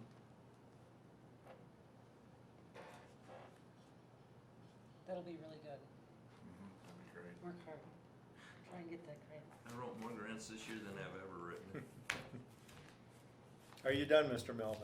I am done. I think John is done too. Yeah, I only came for the grant. Watch Alright. out, when you come next time, we'll have even more. Thanks, Hopefully Josh. that isn't until the end of January when I do my report. Thank you. Thanks, John. Thank you. Thanks. Okay, that item that we passed then on the up to $10,000, that what I put in under new business, item 18. That was not unfinished business, it was something new that came up, so that's taken care of. Now we'll move back up to item 12, approve or deny proposed policy for electrical rate classifications. So, council, as you, I believe, are aware, there's been a lot of concern expressed about the electrical rates and how we classify individuals. And so what we did is we put together this electrical rate classification because we've recently been having a lot of businesses that have said, okay, I'm currently classified as a large commercial customer. I want to get myself down to the point where I'm not that high. I don't want to have to pay that demand charge, which certainly makes sense for a business wanting to try and reduce costs. And so we've had questions about how do we make modifications, and if so, how quickly will the city take a look at us and make that determination that we now meet a lower threshold. And so what Lisa and I worked on was putting together this policy, again, stating that at the end of each year, the city will automatically go back and review what their peak demand history is. And if after review we find that they've been lower than the 25 kilowatts, which is what is the threshold. If you're over 25 kilowatts, then you're a large commercial user. If you're less, then you're a smaller and you don't pay the demand charge. So what we said was, if a business is spending money and doing something proactively to try and bring down their electrical consumption, it may be something as putting solar panels on the roof. It may be doing renovations so that you take out baseboard heat. It could be a variety of different things. And you know, for businesses, they know that they're working on it. They're trying to achieve that. You know, we thought, well, okay, maybe it's not appropriate to wait until year end and to leave them at that large commercial user category that entire time. Say they decide to do something in February or March, if they can show us that they have, and what we've written into the policy, if they can show us that they have 4 consecutive months where their electrical usage is less than 25 kilowatts, and if they contact us to tell us we're doing this, if they share information with us showing us what they're doing and they're able to get those 4 months, we would be willing to, when the project is completed and when we've verified 4 months, we would be willing to then recategorize them, moving them into the lower use rate, which would cost them less. We think that's a fair and equitable way to try and address those concerns from a business right now that is looking at possibly some solar panels. So they would be, if they could put in 4 consecutive months, are we talking about 4 consecutive months, or just 4 months out of the year? We would look at the 4 consecutive months to make sure that, Okay. you know, that they're consistently under the 20. Right. 5 kilowatts. If they had 2 months under 25 and then 2 months above, and then another 2 months below and then 2 above, It's, they, yeah, then they could. not Is there a totally- reason you couldn't just charge based on the usage for that month? So if they were under it that month, they would be charged under it, and then the next month, if they were over it, then they would just be charged The whatever it higher was demand rate. over it, The higher rate. based on the usage, not necessarily, classifying them, whatever. Right. I Let's think, say there's a solar panel put in and it's not sunny for a month. yeah, And usage goes up. That month they pay, the demand charge. and I hope that's not the case, but Yeah, not a whole month anyways, but, maybe they have, add a second shift and they're working more and their usage goes up, then based on their amount of their usage, they would just be classified for that month and billed that month. Versus, having to wait, and ultimately they reap their reward earlier if they're using less versus waiting 4 months or whatever.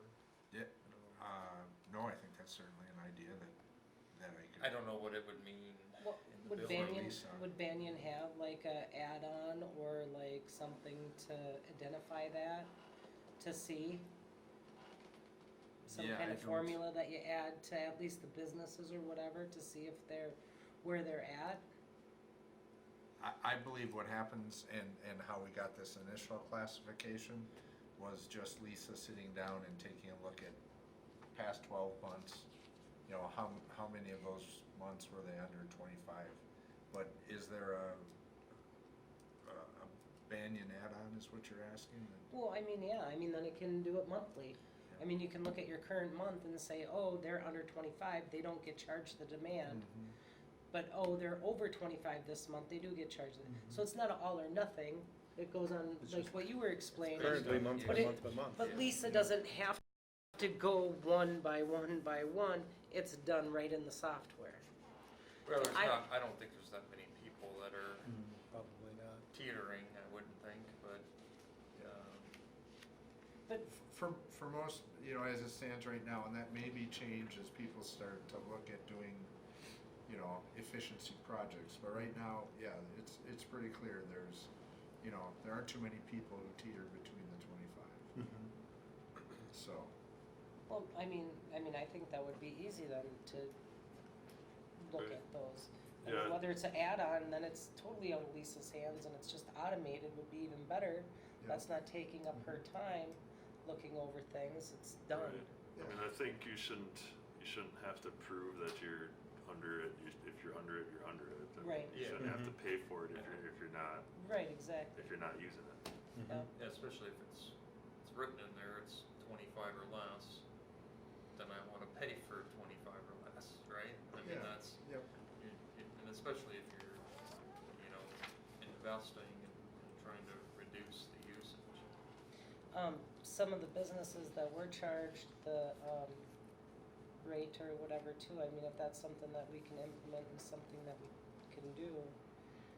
I would like to look back at the last year and see who was charged, Yep. overcharged, and credit that back to their account for the month. So if they were over, they were charged accordingly. If they were under, they were overcharged. That's just fair, and Yeah. since we implemented it or whatever. Okay, no, I can talk with Lisa about that and look at what options we have to pursue. So then we want a motion to table this? I think that would be appropriate. I'll make yeah. a motion to table proposed policy for electrical rate classification. Second.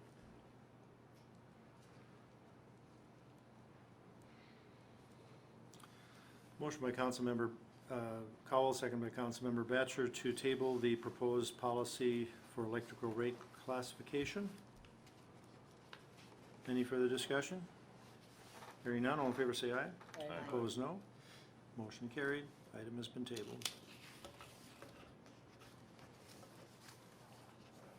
Number 13, approve, deny the proposed revision of the 2020 electrical rate increase.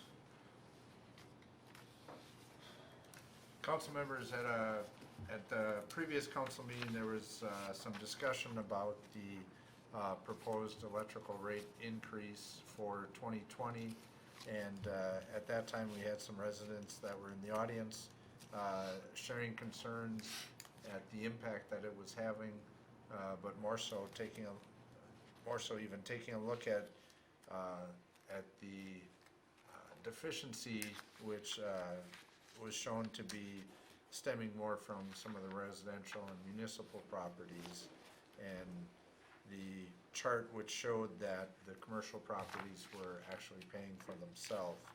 And so the request that was made at that meeting was to have the city take a look at maybe restructuring the 2020 payment for electrical rates. So I did, as the council directed, and I reached out to David Niles, who's with Avant Energy, and inquired with him as to what were some options that we could do to restructure the payment.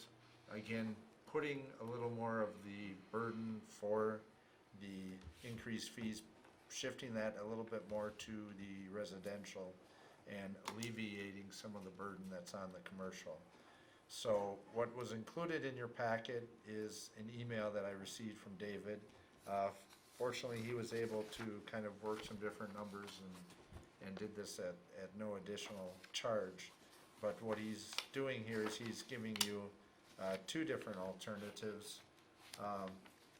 The first one, which obviously takes the current situation where we have a 13% increase on residential properties and moving that up to 19%.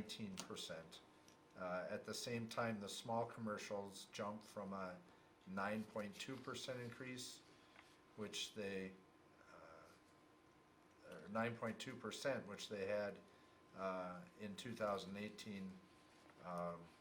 Can we clarify the 2018 report? That would be what was being proposed to go into effect, correct? That's the way I read it. Yeah. Fall of 2018, effective January of 19. Yeah. Yep. The 2018 report is the report that Avant Energy did for the city of Arlington. But Correct. this is, so that's what would be coming up for this next year. That's the way I read it. Way that I'm looking at the Yes. numbers? Yes, Just so we're all yes, talking. yes, So- yes. So really, there's three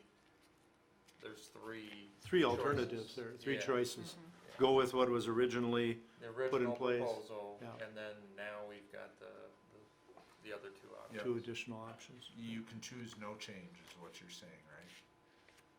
No Stick change No, meaning no, what's, No I'm saying change is that the number one from the call. report. This, from 2018 is what we were saying was gonna go in effect, and that was when a lot of the businesses were in, right? Because it's, Mhm. that was showing a 9.2% increase. So the alternative is,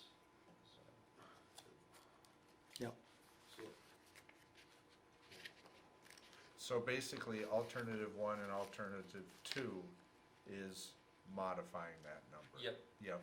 yep. So you've got two different options. Obviously, alternative one goes quite a bit higher in terms of transferring some of that cost to the residentials.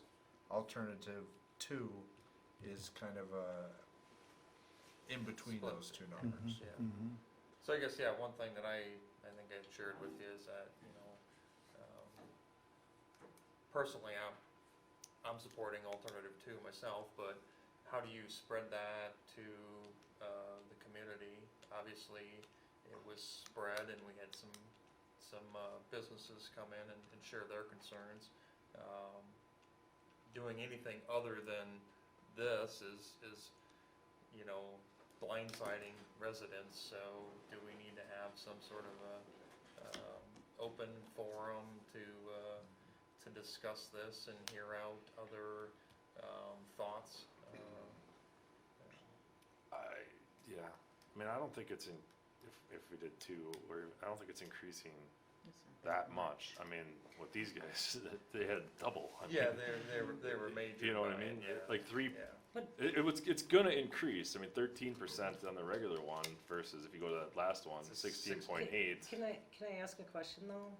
Was it the demand charge Yeah, and that that's. was putting them up and over and making their bill a lot bigger than Right. what just the electrical Yeah, rates were. And I right? think, well, that's part of, and I think that's not being addressed That's not here, being, we because just addressed that, if we just address the demand demand charge, charge.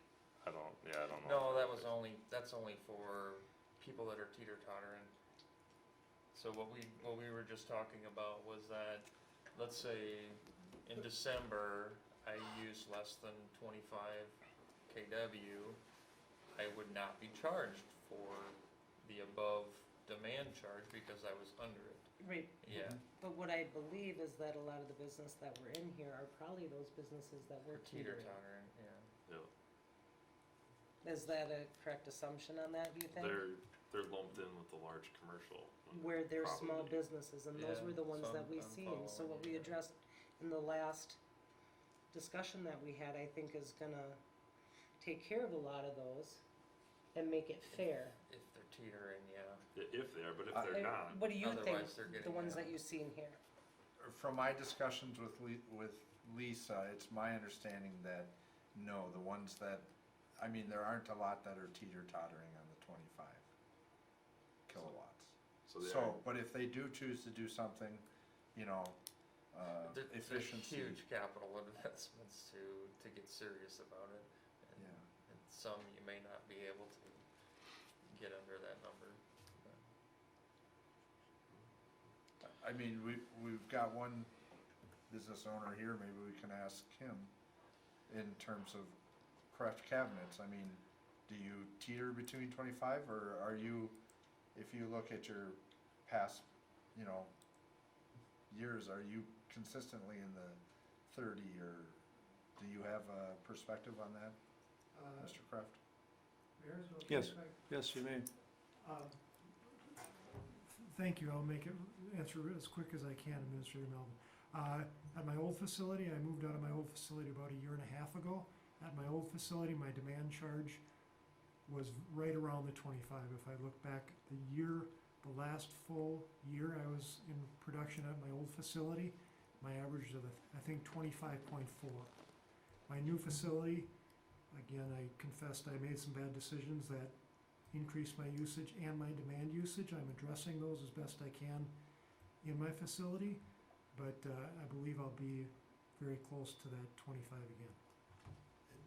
And you say you'll be close to that when you make your the efficiency changes, or you mean just Cor- right now? Correct, yes, Okay. correct. If I choose to do the capital project and address some behavior of our production, I think I will be around that 25. Thank you. Thank you. So our discussion before, I think it is gonna help businesses, the small businesses that were in here. Maybe not all of them or whatever, but I do think it'll help a lot. I mean, by choosing a new alternative, by choosing one of the two alternatives? Well, by having that demand charge is huge. I mean, that, Have it based on actual usage. what's happening, real time, Mhm. real month, Okay, or yeah, whatever, however yep. we bill. That's how I see it. Last year, this year, residents went up 16.4%. Small businesses 7.5, large businesses 7.1. Residents this coming years are gonna go up 13%. Small businesses 9.2, large businesses 6.1. If you choose one of the alternatives, if the residents go up 19.2% this year, or they go up another 16.8%,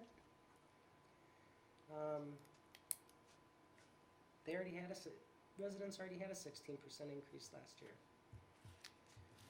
So I struggle with that.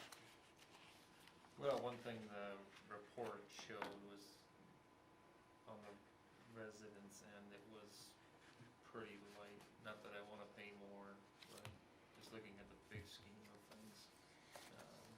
Right, and I think when we looked at the report, when we looked at where we are, where we are right now, where we're paying, we're at the lower end. We were at the lower end. We didn't wanna jump all the way up to the top end. There you go, we wanted to kinda nuzzle our way right in the middle, knowing that we'll have to in a couple of years look at it again.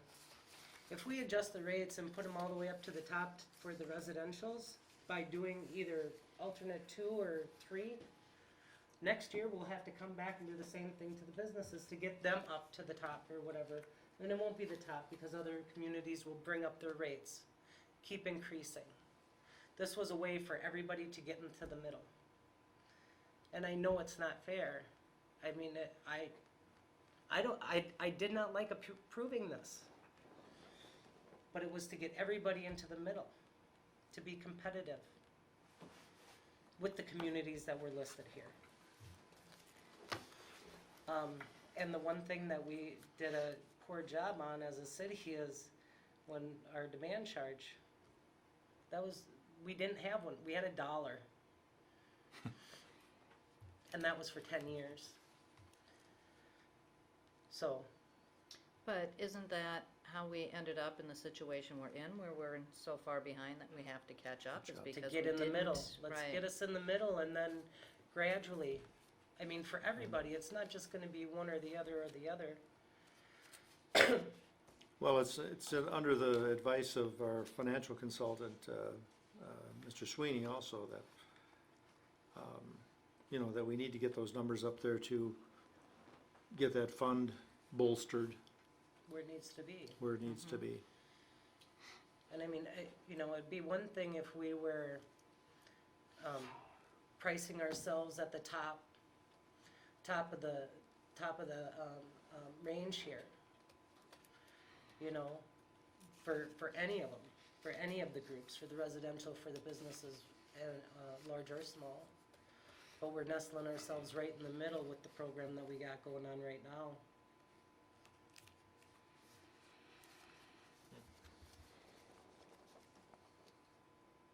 Okay, so what we're looking at then is, So, yeah, I mean, if you look at, and, I try to do everything as fair as you can. But, if you look at the average commercial customer, they went from basically the third from the back, and they jumped like 5 or 6 spots.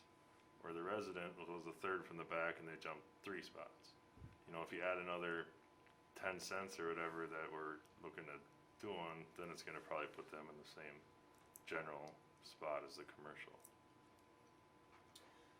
How about option 2B, where you, instead of doing the 9.2%, right, if you did the 4.6 and then a year or two, you do another increase on that, so it's kind of a phased event. It sort of. I don't think that was kind of advised against, I think. No, but so you do option 2. Let's say we Oh, did I option 2, and then 2021 or 2022, we reevaluated the demand charge to phase up to that 9.2 from today, or whatever it is now.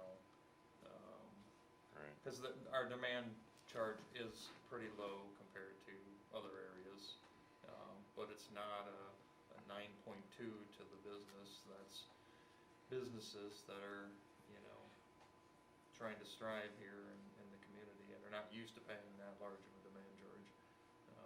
To suck it to them, I think the one said, well, people complain about a nickel per beer or something. That's the heart of where a lot of the money is coming from. You sort of stage it up, so if you did option 2 and then next year you go and you increase the demand 2% more or something, to maybe 2% a year on that to where you get up to that number. But then you're still behind. Yeah, You're chasing. How are you Yeah. behind? You're chasing it because you're not getting up to where you Alternative need. No. You're not, You spread the cost of it right, and onto then. some of the other folks. And then next year, when we do our next analysis, and we're back again. Well, right now, we're chasing $250,000, and that's what these other options are. This increase is coming up with that $250,000 shortage. It's just cutting the pie, or It's just splitting it up. splitting it Yeah, differently, but it's yeah. still getting the same You're getting the overall same return. exact dollar. So in the end, you already attained it, and then if we increase it, we stay on top of it to try to get it more matching.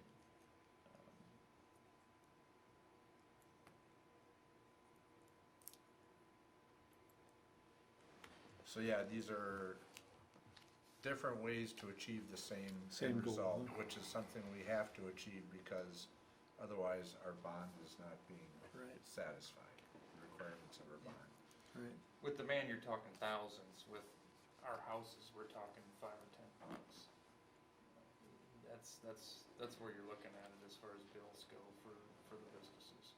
And thousands is the difference between hiring another person or, feeding their family.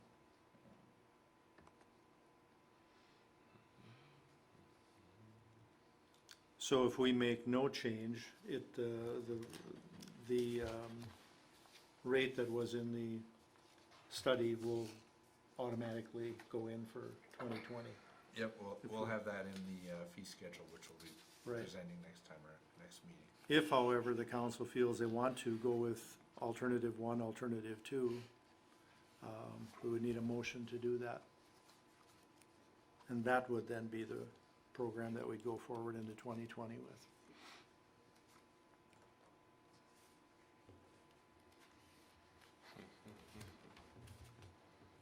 Well, I would make a motion, but I'm not sure it's gonna go anywhere. Well, one, That's part of the process. I Part of the personally- process. I personally like alternative 2, so I would make a motion to adopt, alternative 2 over the 2018 report. is there a second? I'll second.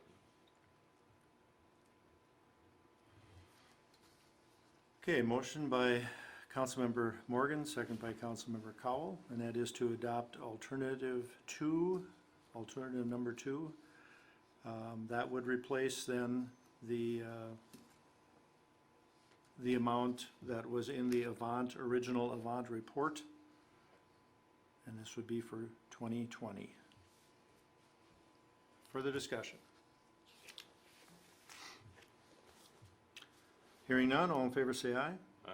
Opposed, no. No, Motion passes 3-1. Alternative 2 will be the rates that we'll go forward into next year with.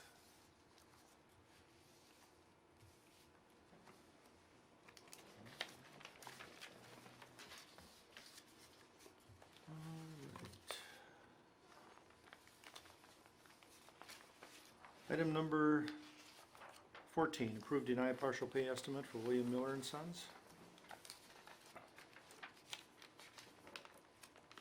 Council members, as you saw in your packet, a memo from Bolton and Mank, and Mueller has submitted a pay estimate for $105,471.33 for the 2019 street improvement project. If you approve this, I would just ask, we do not have the signed copy from Mueller and Sons, but that it would be approve or deny upon signatures received the partial pay estimate number 6. I'll make a motion to approve partial pay estimate number 6 from William Miller and Sons in the amount of $105,471.33. second. Pending their signature. Thank you. Motion by Councilmember Cowell, seconded by Councilmember Batchor to approve the pay estimate number 6 from William Miller and Sons in the amount of $105,471.33 for work on the 2019 street and utility improvement project. Further discussion? Please note that there still is amount of $105,647 being retained. That would be for items that need to be taken care of next year yet on the project. So. Any further discussion? If not, all in favor say aye. Aye. Opposed, no. Motion carried. Item 15, approve deny recommendation from Utility Committee to increase the stormwater fee. Council members, included in your packet was a letter dated,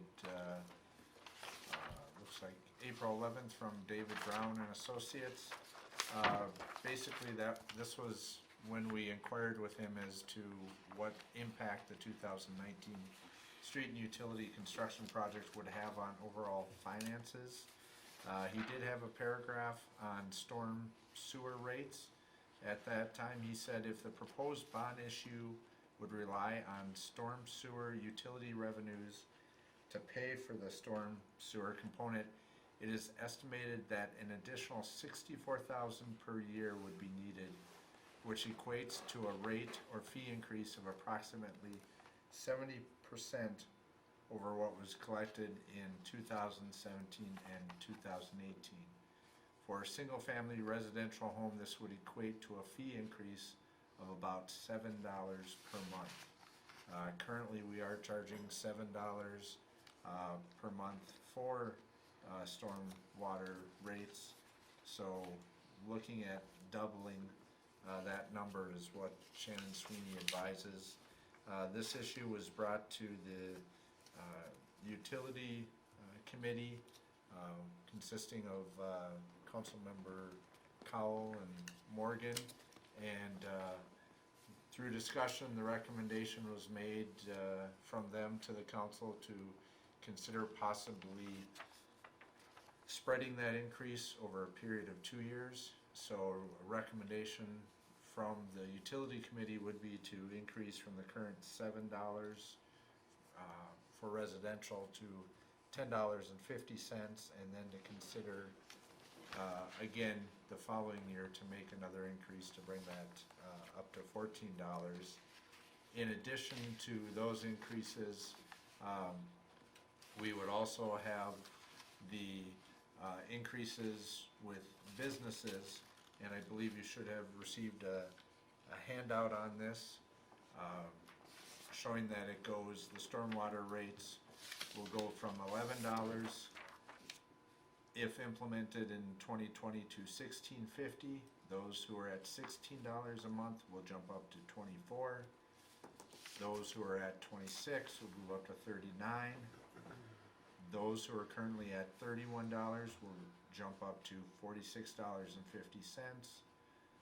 Those at $36 a month currently will jump up to $54 a month. Those at $41 will move up to $61.50 a month, and those currently at $46 a month will be at $69 a month. So those are the residential. We talked about kicking the one off a little bit early, like the splitting, or is that not? For some reason I was thinking we were gonna implement the half of that increase early. Well, the first half will be First, 2020, and then 2021 will be the second half, since we don't have a payment in 2020. yeah.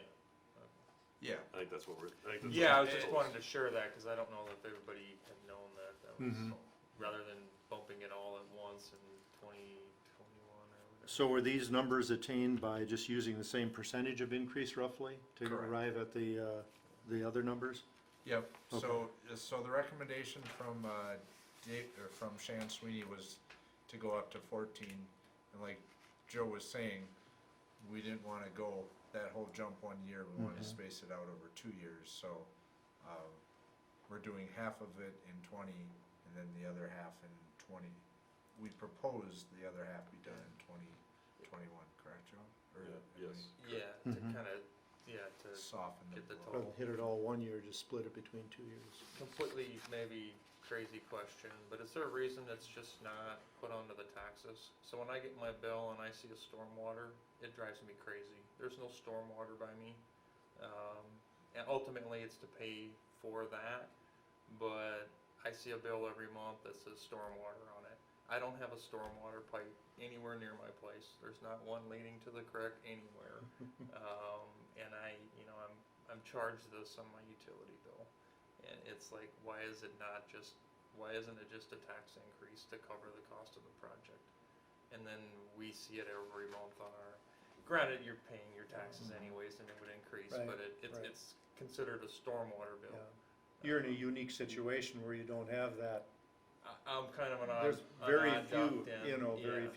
situation. Yeah. Whereas the pipe that runs past our place, yeah, you know, I'm, because of the street project, that's not the whole picture. The city as a whole is helping pay for that.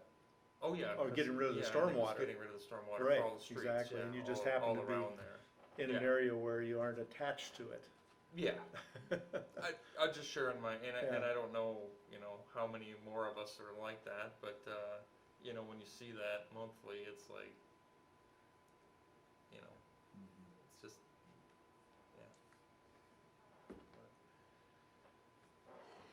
Okay, is there any discussion? I'll make a motion to approve recommendation from utility committee to increase stormwater fee from the current $7 to $10.50 to assist with funding of the 2019 street and utilities improvements. And if I could just add into that, including the business increases. So Right. that was an oversight on my part, that I should have provided that in the motion, so. And Oh, I you see. read off those numbers? Yeah. Correct, yep, I Yeah. read off. And that was taken in part in the survey already? So that money, cause this is quite a bit more money, was that taken into account to get to that number? Yes, It I, was, okay. I did inquire with Shannon Sweeney about this, and I said, I just wanna verify that was, your calculations and the need for this also included the increase also to the business, and he said yes, in the same, percentage amount. That increase should be applied to that as well, Yeah. so. But the motion was made by Cowell, and second, was there a second? I'll second it. Okay.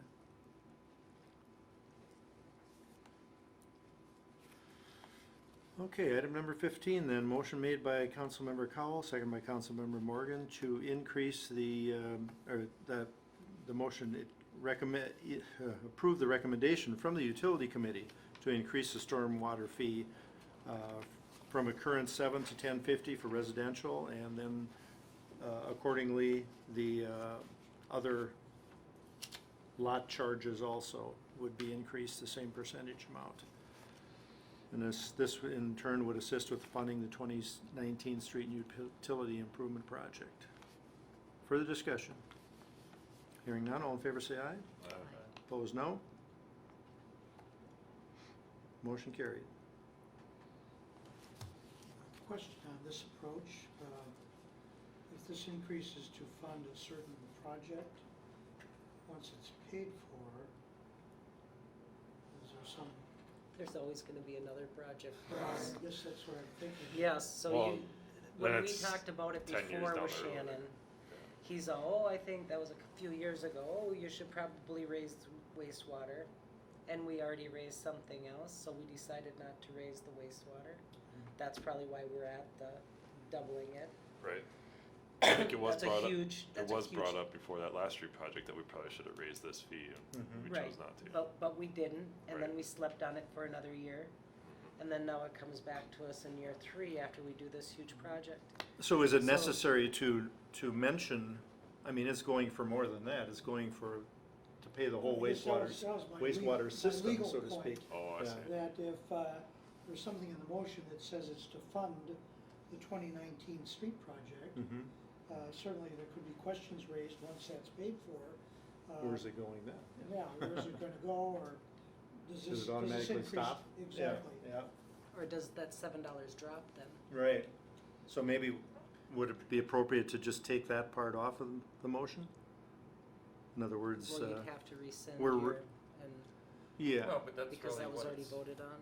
but that's what we're it's raising the for. rates, but it's not specific. Tied We're to that actually, project. we're actually paying for the 2017, Right. 2015 projects also, And and any future. other, All- any other wastewater repair, not repairs, but improvements that need to be made. What did the motion actually say?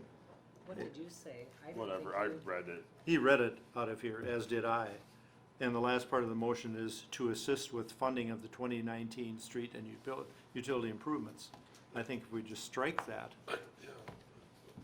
it would eliminate Sure. the specificness of the, So you have to rescind I'll your, rescind my Okay. motion. and do we have to re-vote on that? yep, we gotta re-vote on it. can you just amend your motion? Yeah, it's That was been already voted on voted on. already. Oh, okay. Okay, is there a motion to rescind item number 15? Motion to rescind. Second.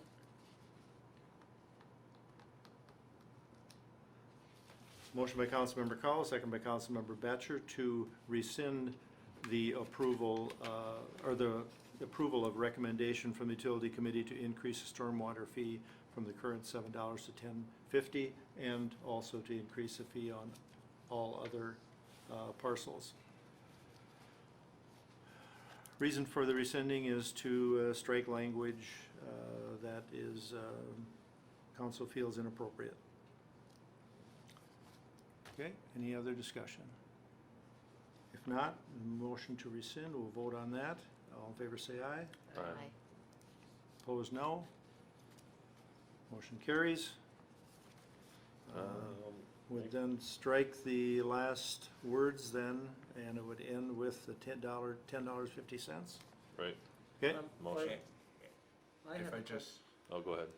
So wouldn't you add in there for, wouldn't you just say $3.50 for 2020 and $3.50 or split $7 between the 2 years? And then that's done, and then we're not revisiting it oh, I next see year? what you're saying. Well, Because that's actually what we're voting on. We're not voting on just a $3.50 Right. increase. We're Right. voting on a $7 increase Right, for the residential. And honestly, I wouldn't even say current and give those numbers. I would say for the fee schedule that has been provided. Because once you get up and beyond just the residential, yeah, those numbers Yeah, are it's a lot.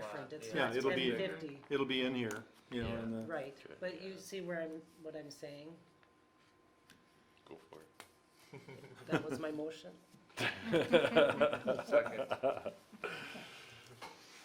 I'm gonna Based let on the you fee wait. schedule, based on the Based fee plus the schedule. fee Based on the fee schedule, which we need to schedule. approve separately yet, so that is a resolution that is on here. I don't know that it is on here I think though. it's getting, Yeah, that'd be the 79-2018. No, that's the old one. Yep. Okay, so, Do we have a new fee schedule in front of us with the new numbers? no, that's Okay, then I'll something make a that we're motion to working table on. this until next week, next meeting. I take away my motion. Can I do Okay. that? So Michelle, Joe, Well, Do I you guess we're accept the table? tabling it until you took get away the, my yeah. motion. she until took you it get the away. fee schedule, Yeah. okay. it'll be included in the fee schedule resolution at the Okay. next meeting. Boy, that was a mess. That was. Well, that but I was. think you got it right though. Yeah. I mean, you get the, We got there. Yeah. We struggled, but we did it. Okay, so we rescinded, that's gone. And then you took away, Yeah. pulled back your motion, so that's gone. Now we Motion to can- table. All right, second. okay. Motion by Councilmember Batchor, second by Councilmember Cowell to table the, item 15, the Utility Committee recommendation until the December 16th meeting. Till we get the fee schedules. Okay, all in favor say aye. Aye. Opposed, no. Motion carried.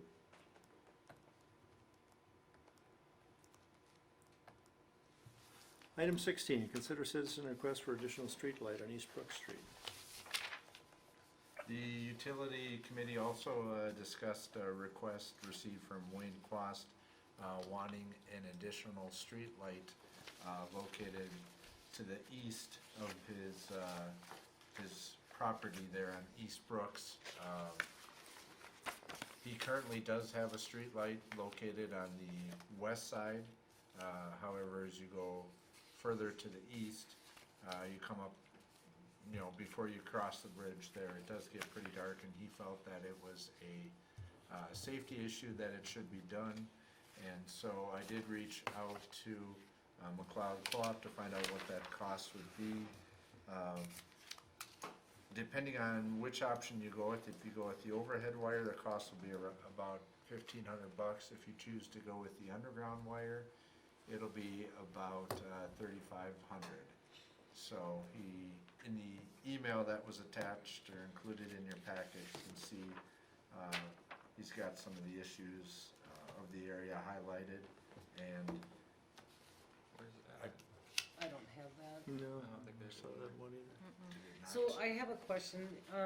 So east, of the bridge, is there, lighting in that part of town as well or not? There's a small light at the corner of Highland Circle? a small street light, like the ones along Main Street, so nothing, nothing like a regular street light, which gives off a Well, lot of I light. guess my concern is if it's not adequate there, it's probably not adequate, At my house.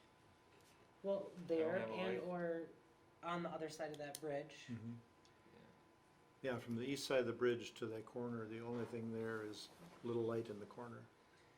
When you, and I drove around town, cause I have some pretty serious concerns about supporting something like this. You go through town, there's lights on the corner, they're not in the middle of Right. the path, so, you go a block and there's a corner intersection. Now, if that was a road that was traveled, right there at the bridge, I would, have a completely different, thought process on it, but ultimately, it's not an intersection. If something like this were improved, heck, I could come in and say, hey, power light right across from my house, how come I don't have a light there? It's dark. It's darker than, where he's located, I can guarantee you. Now, I don't want a light, but it's not just this upfront cost, it's the, probably $300 to $600 a year in the utilities that would go on to the city as well, but, it's not at an intersection and it's not, it's more of a personal preference, though, the way I see it. Now, he's a really nice gentleman and he asked very nicely for it, but,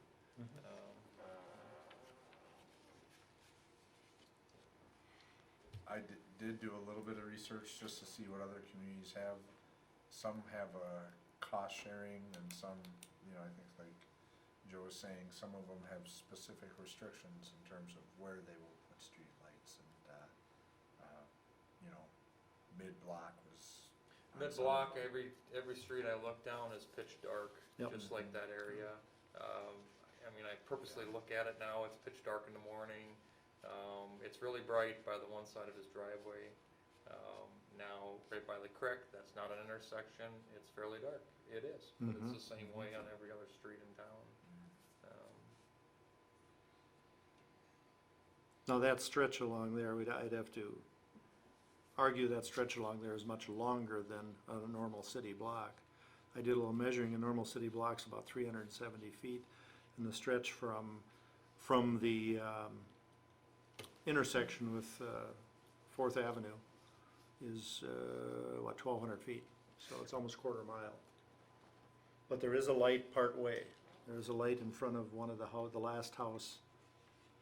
And So that would be consistent with on each Yeah. corner, right? yeah, pretty close, pretty close. But there is quite a stretch there without lights, but, and when I heard his request, I thought, well, put in a yard light. People put in yard lights on their own property. He could dig his own I pole have in one there. on my power pole, Yeah. and it turns on by my By- house, I pay the right. bill for it. Yeah, no, Power comes from my house. so.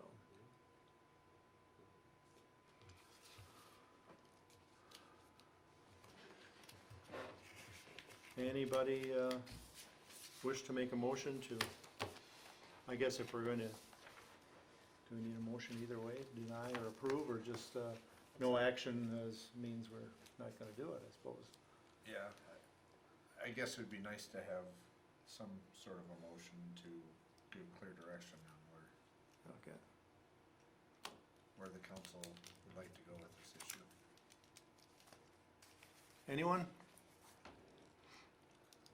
Well, probably this feeling the strongest on it, so I would make a motion not to approve, adding a light at that, area. Is there a second? Second. Motion by Councilmember Morgan, second by Councilmember Cowell to deny the installation of a street light requested by Wayne Quast on Brook Street, East Brook Street. Any further discussion? Hearing none, all in favor say aye. Aye. Opposed, no. Motion carried. Item 17, approve, deny Employee Relations Committee recommendation to approve the City of Arlington employee wage schedule.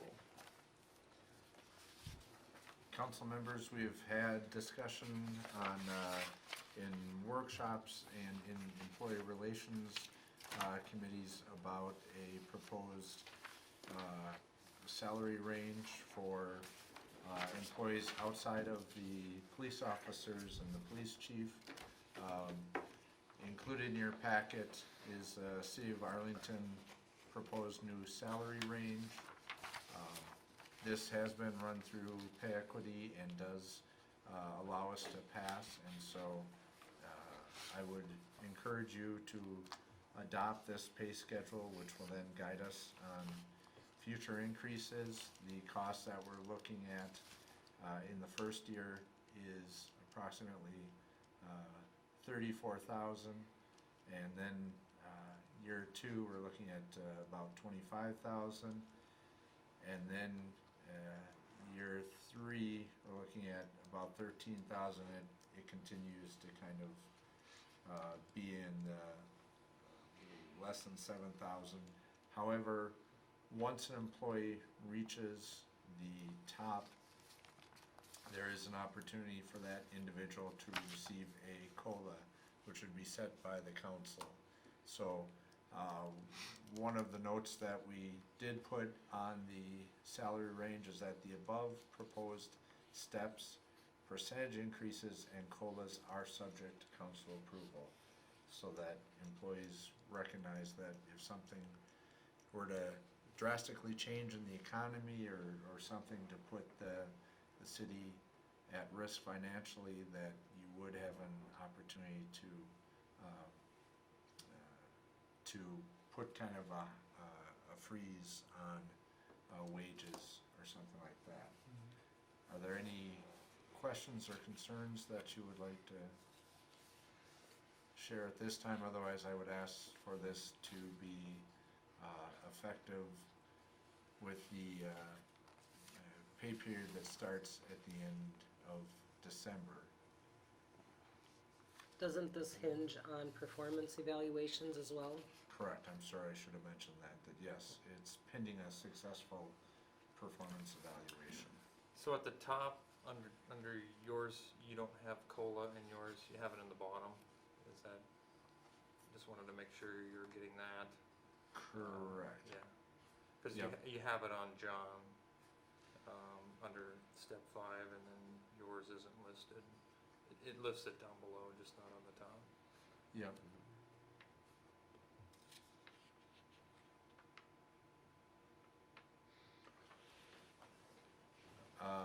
Okay.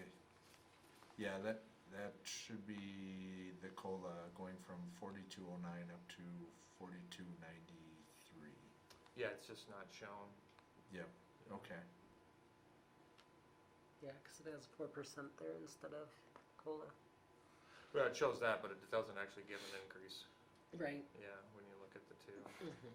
Yep. Oh, I see. Okay. No, I think the, Michelle, did you and Tom work on this a lot? Yeah. Yeah, did a I fine, think the whole council worked on it at Did the a- last budget but, meeting though too. you know, putting So, I together mean, the I think idea, it's been, and it's Yeah. Combined been quite a effort, process, yeah, it's been a, trying to very get people to where they're intense competitive. process. Yep. So, Oh, that's great. yeah, I think I it's, think they'll all be pleased. just have to keep up on it is what we realized. Okay, is there a motion? Make a motion to approve the Employee Relations Committee recommendations. I'll second. For the wage schedule effective December 28, 2019, pending reviews. Can we just make sure that that's Satisfactory the COLA? reviews. Yep, and make corrections to this sheet, regarding, Yeah, I think you're making notes of that. between step 4 and 5 and 6, Yeah. underneath Pat, to represent COLA instead of 4%. What was that for? Okay, motion by So- Bet, go ahead. If I could just ask for a clarification, so between step 4, So that would be 0. 5, and Right now it's 6, 0, but Because- it should just say COLA. Yeah. Is Right. should say. But you're on a 6-step and No. John's on 4, isn't Yeah, he? it wouldn't Yeah. matter because, John's on 5. it wouldn't matter because he's on step six. 4 John's step. on a Yeah, 4. he's on a 4-step. You're on a Correct. 6-step. Correct, yep. You're guess I at don't- step 6, yeah, I think it's fine how it is. You're at step 6 right now before this next Correct. year, so I Okay. think that looks good. Alright. So yeah, pending, employee performance reviews. Can that be just put down in the Yes. comments Yep, down we there can- rather than making it part of the motion? I mean, it's always part of the, Sure. it always is absolutely. awarded pending a satisfactory performance, so. Yep. Okay, motion by Councilmember Batchor, second by Councilmember Gilman to approve the Employee Relations Committee recommendation to approve the City of Arlington's employee wage schedule effective December 20th, 2019. Further discussion? All in favor say aye. Aye. Opposed, no. Motion carried. Okay, and then again, item 18 on new business, or it should have appeared under new business, was the $10,000 for the turnout gear dryers. That's been taken care of. Item 19, council member committee updates. Library committee, wasn't a whole lot. Kathy's working on spending the rest of her money for the year from the county, so getting whatever she can to make sure she spends it all. Yeah, already looking to next summer and just trying to find programming to bring into the library to get people in. Okay. Anything else? Any other How, meetings?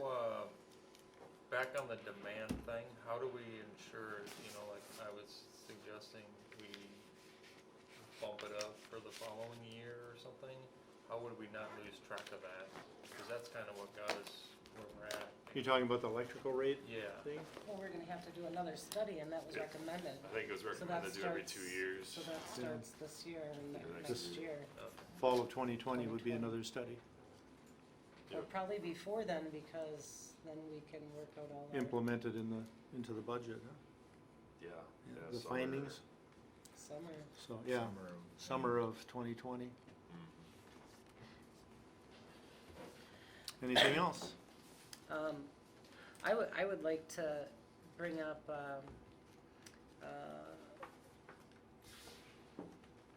the need for communication and, working together with the school.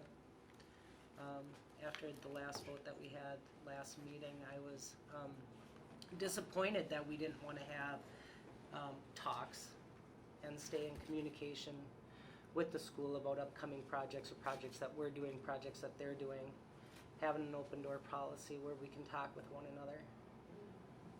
Being partners and what we can be and certain things that we can't be. I mean, I really have a strong feeling that we need to open the doors up because they got slammed shut. And I'd like to see the council, give permission to either Mayor Noggle or Administrator Melvin to start some talks about plans, about what's going on, planning together, talking just about what's going on, what we need, what they need, how we can work together. I agree. I think that relationship has to be nurtured, strengthened. I have nothing against talking about future stuff. I mean, it goes both ways.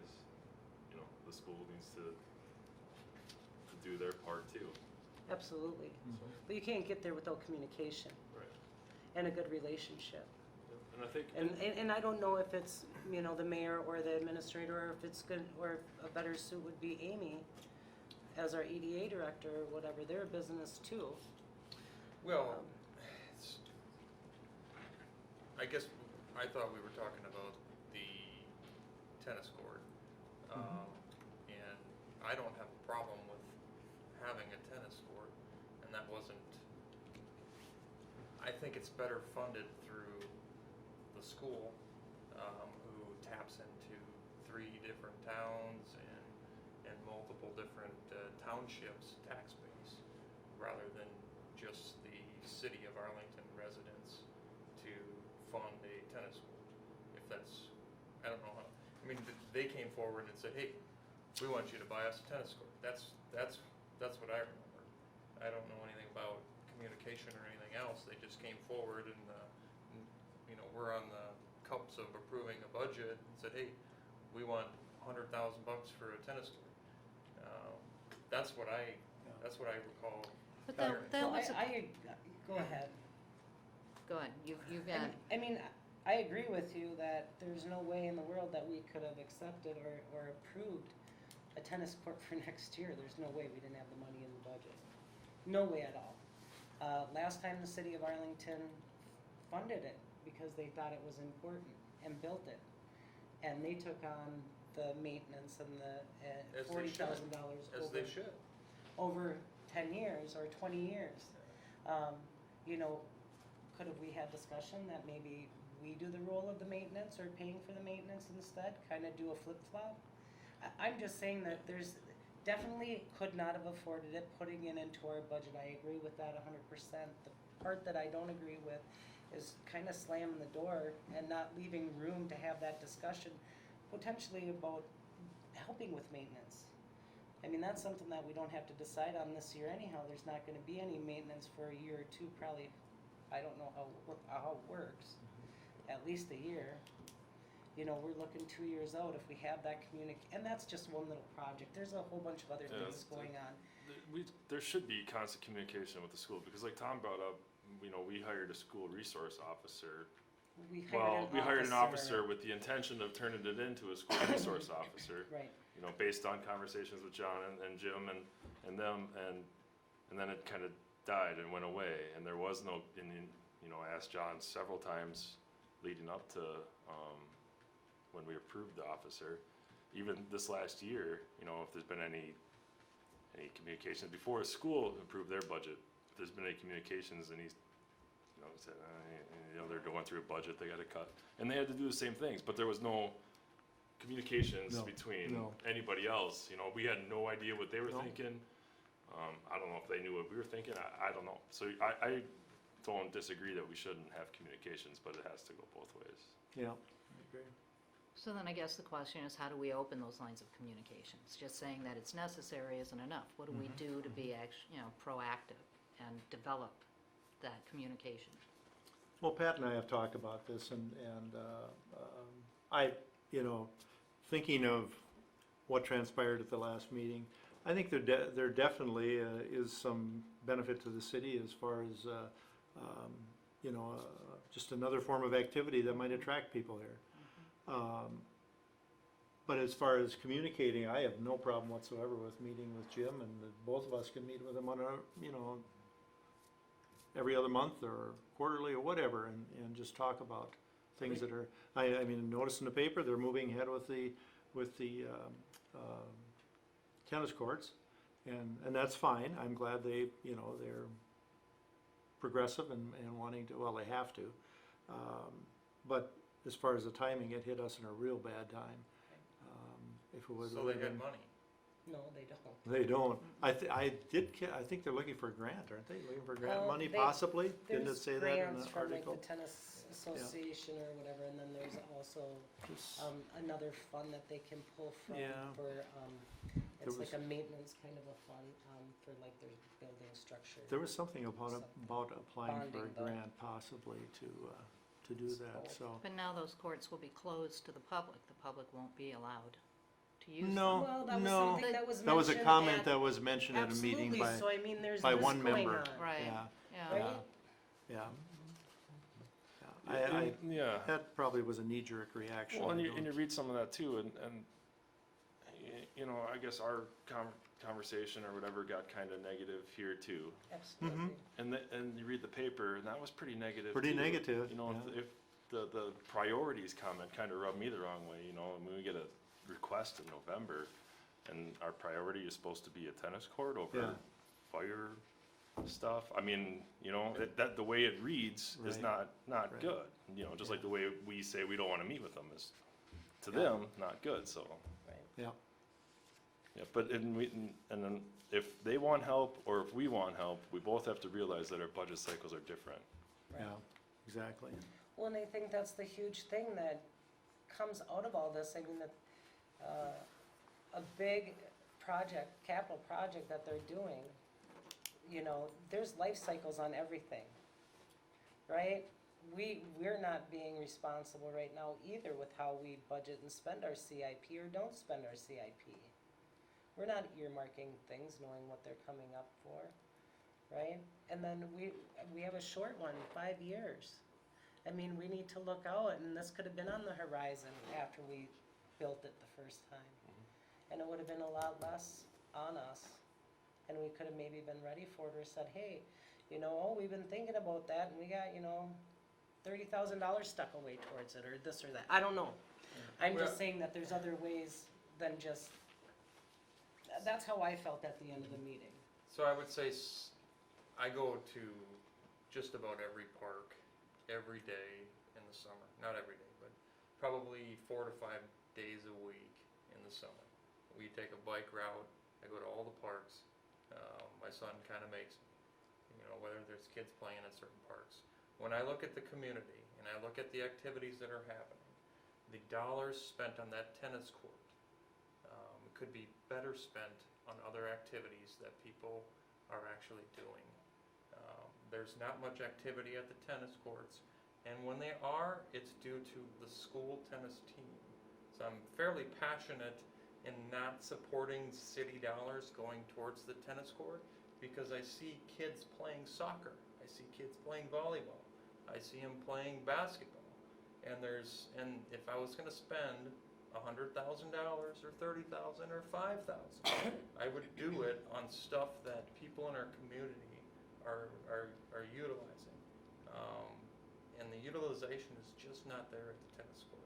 But it doesn't mean that it won't be, and that's my fear, is that we're gonna look at the here and now and that not look towards the future, not look at potential. When we are looking at a really sizable percentage of our population moving into different housing or even passing away, we're gonna have to replace those people with younger families. What are they gonna be looking for? School-driven activity, though. It's a tennis team that's on the school horizon. I understand, but we could be Maybe right promoting now. this to the community. I mean, what kind of, I mean, I was never on the tennis team in school, but I went to the tennis courts.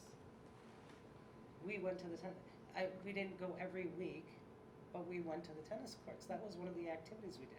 Okay, so I'm old, that was a long time ago, but still, I'm saying that, you know, even if it's there for somebody to experience, maybe a kid that never thought that they would be a tennis player, plays with their family, plays with a friend and decides, oh, hey, I want to do this. It's one of the, it's experiences, a variety of experiences that people can have, and that's just one piece, one subject or. But that could be taking out 2 basketball hoops and putting a net across, and then the city having their own tennis court at a park where people are at utilizing.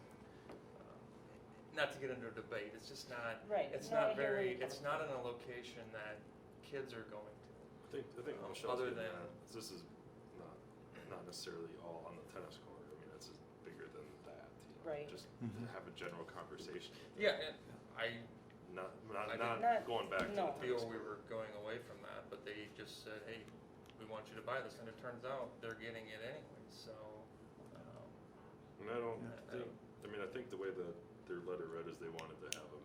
They wanted to have a Party. meeting wanted to yet have a in meeting November. In November to see Mhm. if the city was something the city was interested in. And instead it got brought to the council meeting and then voted on, and then it got brought to their meeting the same night, or the next The day, next day. Yeah, and then that happened. So, I mean, that's where I see that, you know, there needs to be some damage control yeah. and some communication lines open. Is there anyone opposed to city administrator, myself, opening up dialogue with superintendent Or Amy, and/or Amy? I mean, EDA, I don't know, I mean, I would appreciate any of them. Okay, well, if no one is opposed to it, we will move in that direction then. I have no problem with that at all. Any other, did you? Well, just to fulfill my function as the ancient days in the city, just some historical context, we did have a city tennis court. And it's not just facilities, it's programming. And perhaps something council could consider is, through community ed or whatever is, are there programs that we could promote in the future? With those rental dollars, we're getting from the hospital, supposed to be for community health and welfare. When we had city tennis courts, they had summer instruction. My wife and I participated in that, and it was quite enjoyable. And I thought the tennis courts at that time, had some significant community use. We did not have a tennis team at the high school.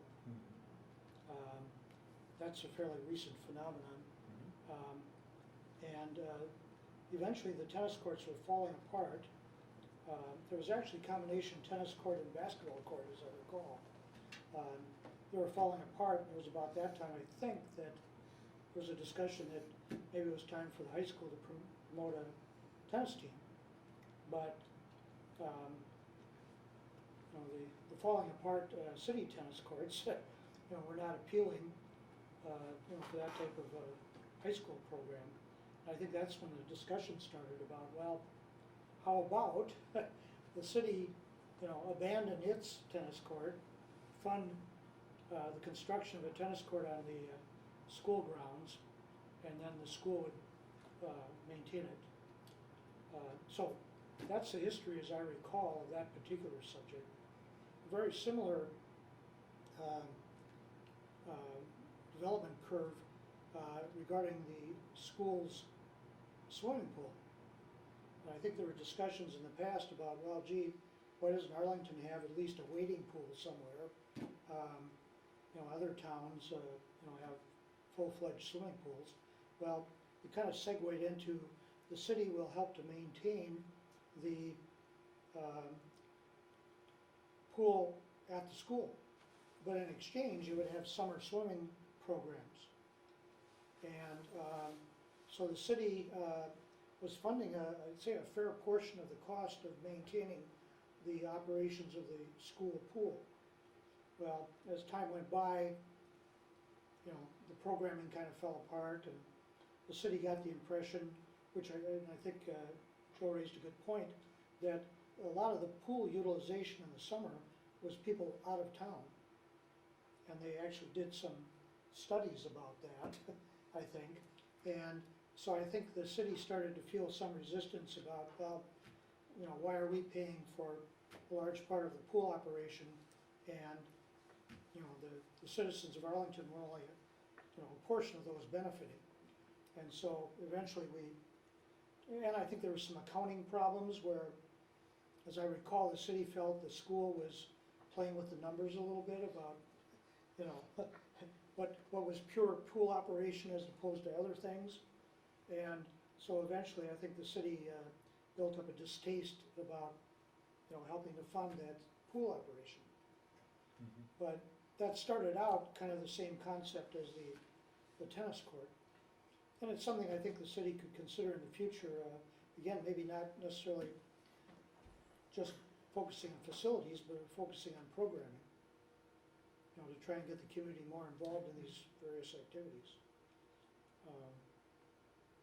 That would go a long way, to get people active into it, having that. Maybe low cost or no cost to it. I don't know what it costs to join a school thing, but a lot of the people within the community don't have the money to put their kids into the classes in sports, and they're at the parks. And they play. I mean, you got 100 people out on the soccer court. You got, I seen probably 50 people playing volleyball a couple of times. Very low income residents, so they don't have funds to buy uniforms and jerseys and travel around to different towns to bring their kids. So, And it's something that maybe the city can't afford, but especially larger cities, they have summer rec directors. We have kind of a low-level version of that, but as an example, well, my son Patrick's in Minneapolis, but he's coach of a park board track team in the summer, and he's had 90-some kids on his team. And started out with, I think, 12. But, you know, the kids just go nuts over that. You know, nothing more constructive to do, you know, let's say in some of the summers. You know, and that's all funded through the park system up there, which ultimately is the city. So. Well, years ago, we used to have a park and rec director, and it just used to be pretty much for summer rec ball. Yeah, that was it. And we'd pay $2,500 or a little bit more for the summer for the parks director. They would drive the bus to take the kids to the ball games, and they would have their practices every day, and that's what they would do. You know, and we got away from that because the school wanted to kind of be that support and build a bigger community. Had to work with everybody. So I mean, and we pay a fee for that. And there's more stuff available now than there Well, was, and the summer rec program hasn't changed. I mean, it's the Right. same. It's Yeah. because they still hiring a director. It's just that the school's running Well, it. yeah, they're hiring coaches. Well, right. This, Yeah. which before was the director. And we did the same thing. We'd hire coaches or whatever too. But instead of the park committee, right, taking on that and hiring the director and the coaches each year, right, that's all done by somebody else now. So, or by the school districts. So. Anything else? I do have one more thing, Yes. Mr. Mayor. I got these guys on either side of me today. It just keeps spewing. Well, I just thought if we're gonna be reaching out to people's service with some of our concerns Yes. raised by the chief, you know, all these years, and, you know, I'm guilty of this too, we've taken at face value the numbers regarding the water well production and the septic plant discharge. We know that the meter at Green Isle was not functioning Right. properly, and then not at all. Have we ever asked them if they, you know, take steps to make sure the numbers are correct, the meters are working properly, from the water wells to the septic system discharge? You know, because all this time we've been chasing shadows, trying to figure out where the water Extra infiltration water's is. going, yeah. And I think the two most important factors in that whole system are, you know, are we metering properly on both ends? And maybe we are, great, but I don't recall that question ever being asked.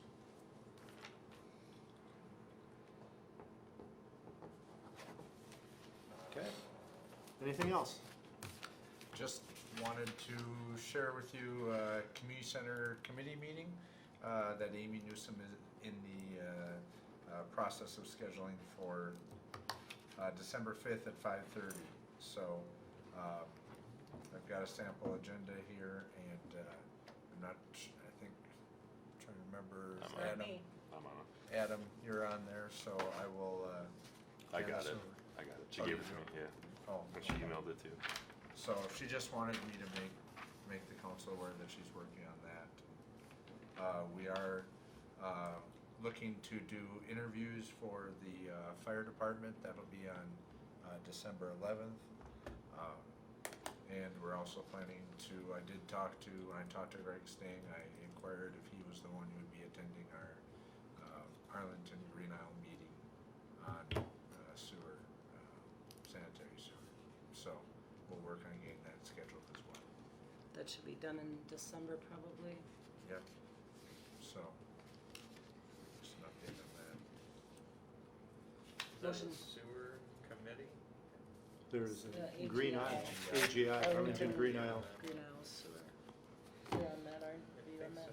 Are you, okay, Motion to adjourn. Second? I'll check into that. If I am, can you make sure you tell me what date it is? All in favor, say aye. Yes, I will tell you. Aye. Well, you work with us. Meeting adjourned at 9:09. Vikings are tied up 17-17. Oh, really? About 8 minutes left in the third quarter. Rich, can you tell me, Yep. did Michelle, who had the second on the wage schedule? I Betcher and Gilman. Laura. Laura. Yep. Great, thank you.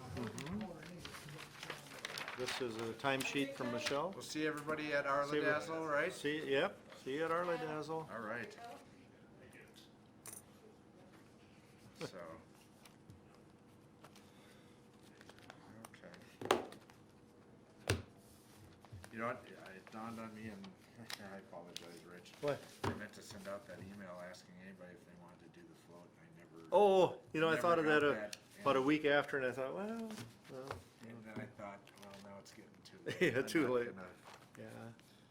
put And that nobody out. asked about it either, so Yeah. if somebody